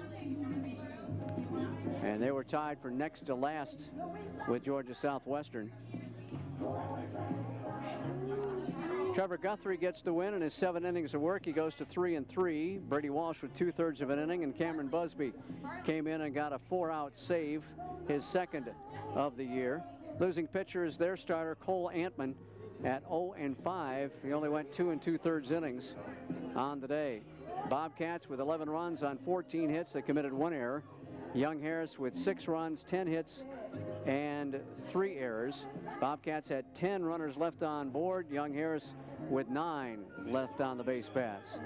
So the Bobcats will close out their home portion of their season Tuesday. It will be senior day here at Kurtz Field, and I believe that's a 4 o'clock first pitch in Milledgeville when GC entertains Toccoa Falls. Bobcats with a sweep. Got the brooms out to take care of the Young Harris Mountain Lions on a sunny Sunday afternoon. GC takes all 3 ball games against Peach Belt Conference foe Young Harris College. Angie was taking care of business for us on the YouTube video feed. Ariel Daniels, our help back at the studio, as our technical director. For Al Weston, I'm Scott McLeod. For everybody here at Kurtz Field, we thank you. Join us for the action on Tuesday, and of course the seniors will be honored. They're going to have an extra camera down on the field for the pregame show to try and honor the seniors with the May 7th ball game canceled by Erskine. They're not going to have that senior activity on the 7th. Instead, it will be on Tuesday afternoon against Toccoa Falls. We thank you for joining us. You've been listening to Georgia College Baseball. Don't forget, coming up tonight, you folks in Milledgeville, we've got Game 4 of the Hawks-Celtics series from Boston's TD Garden. That'll be at 5:30 for the pregame show and 6 o'clock tip-off or thereabouts. Right here on Sports Radio 1450.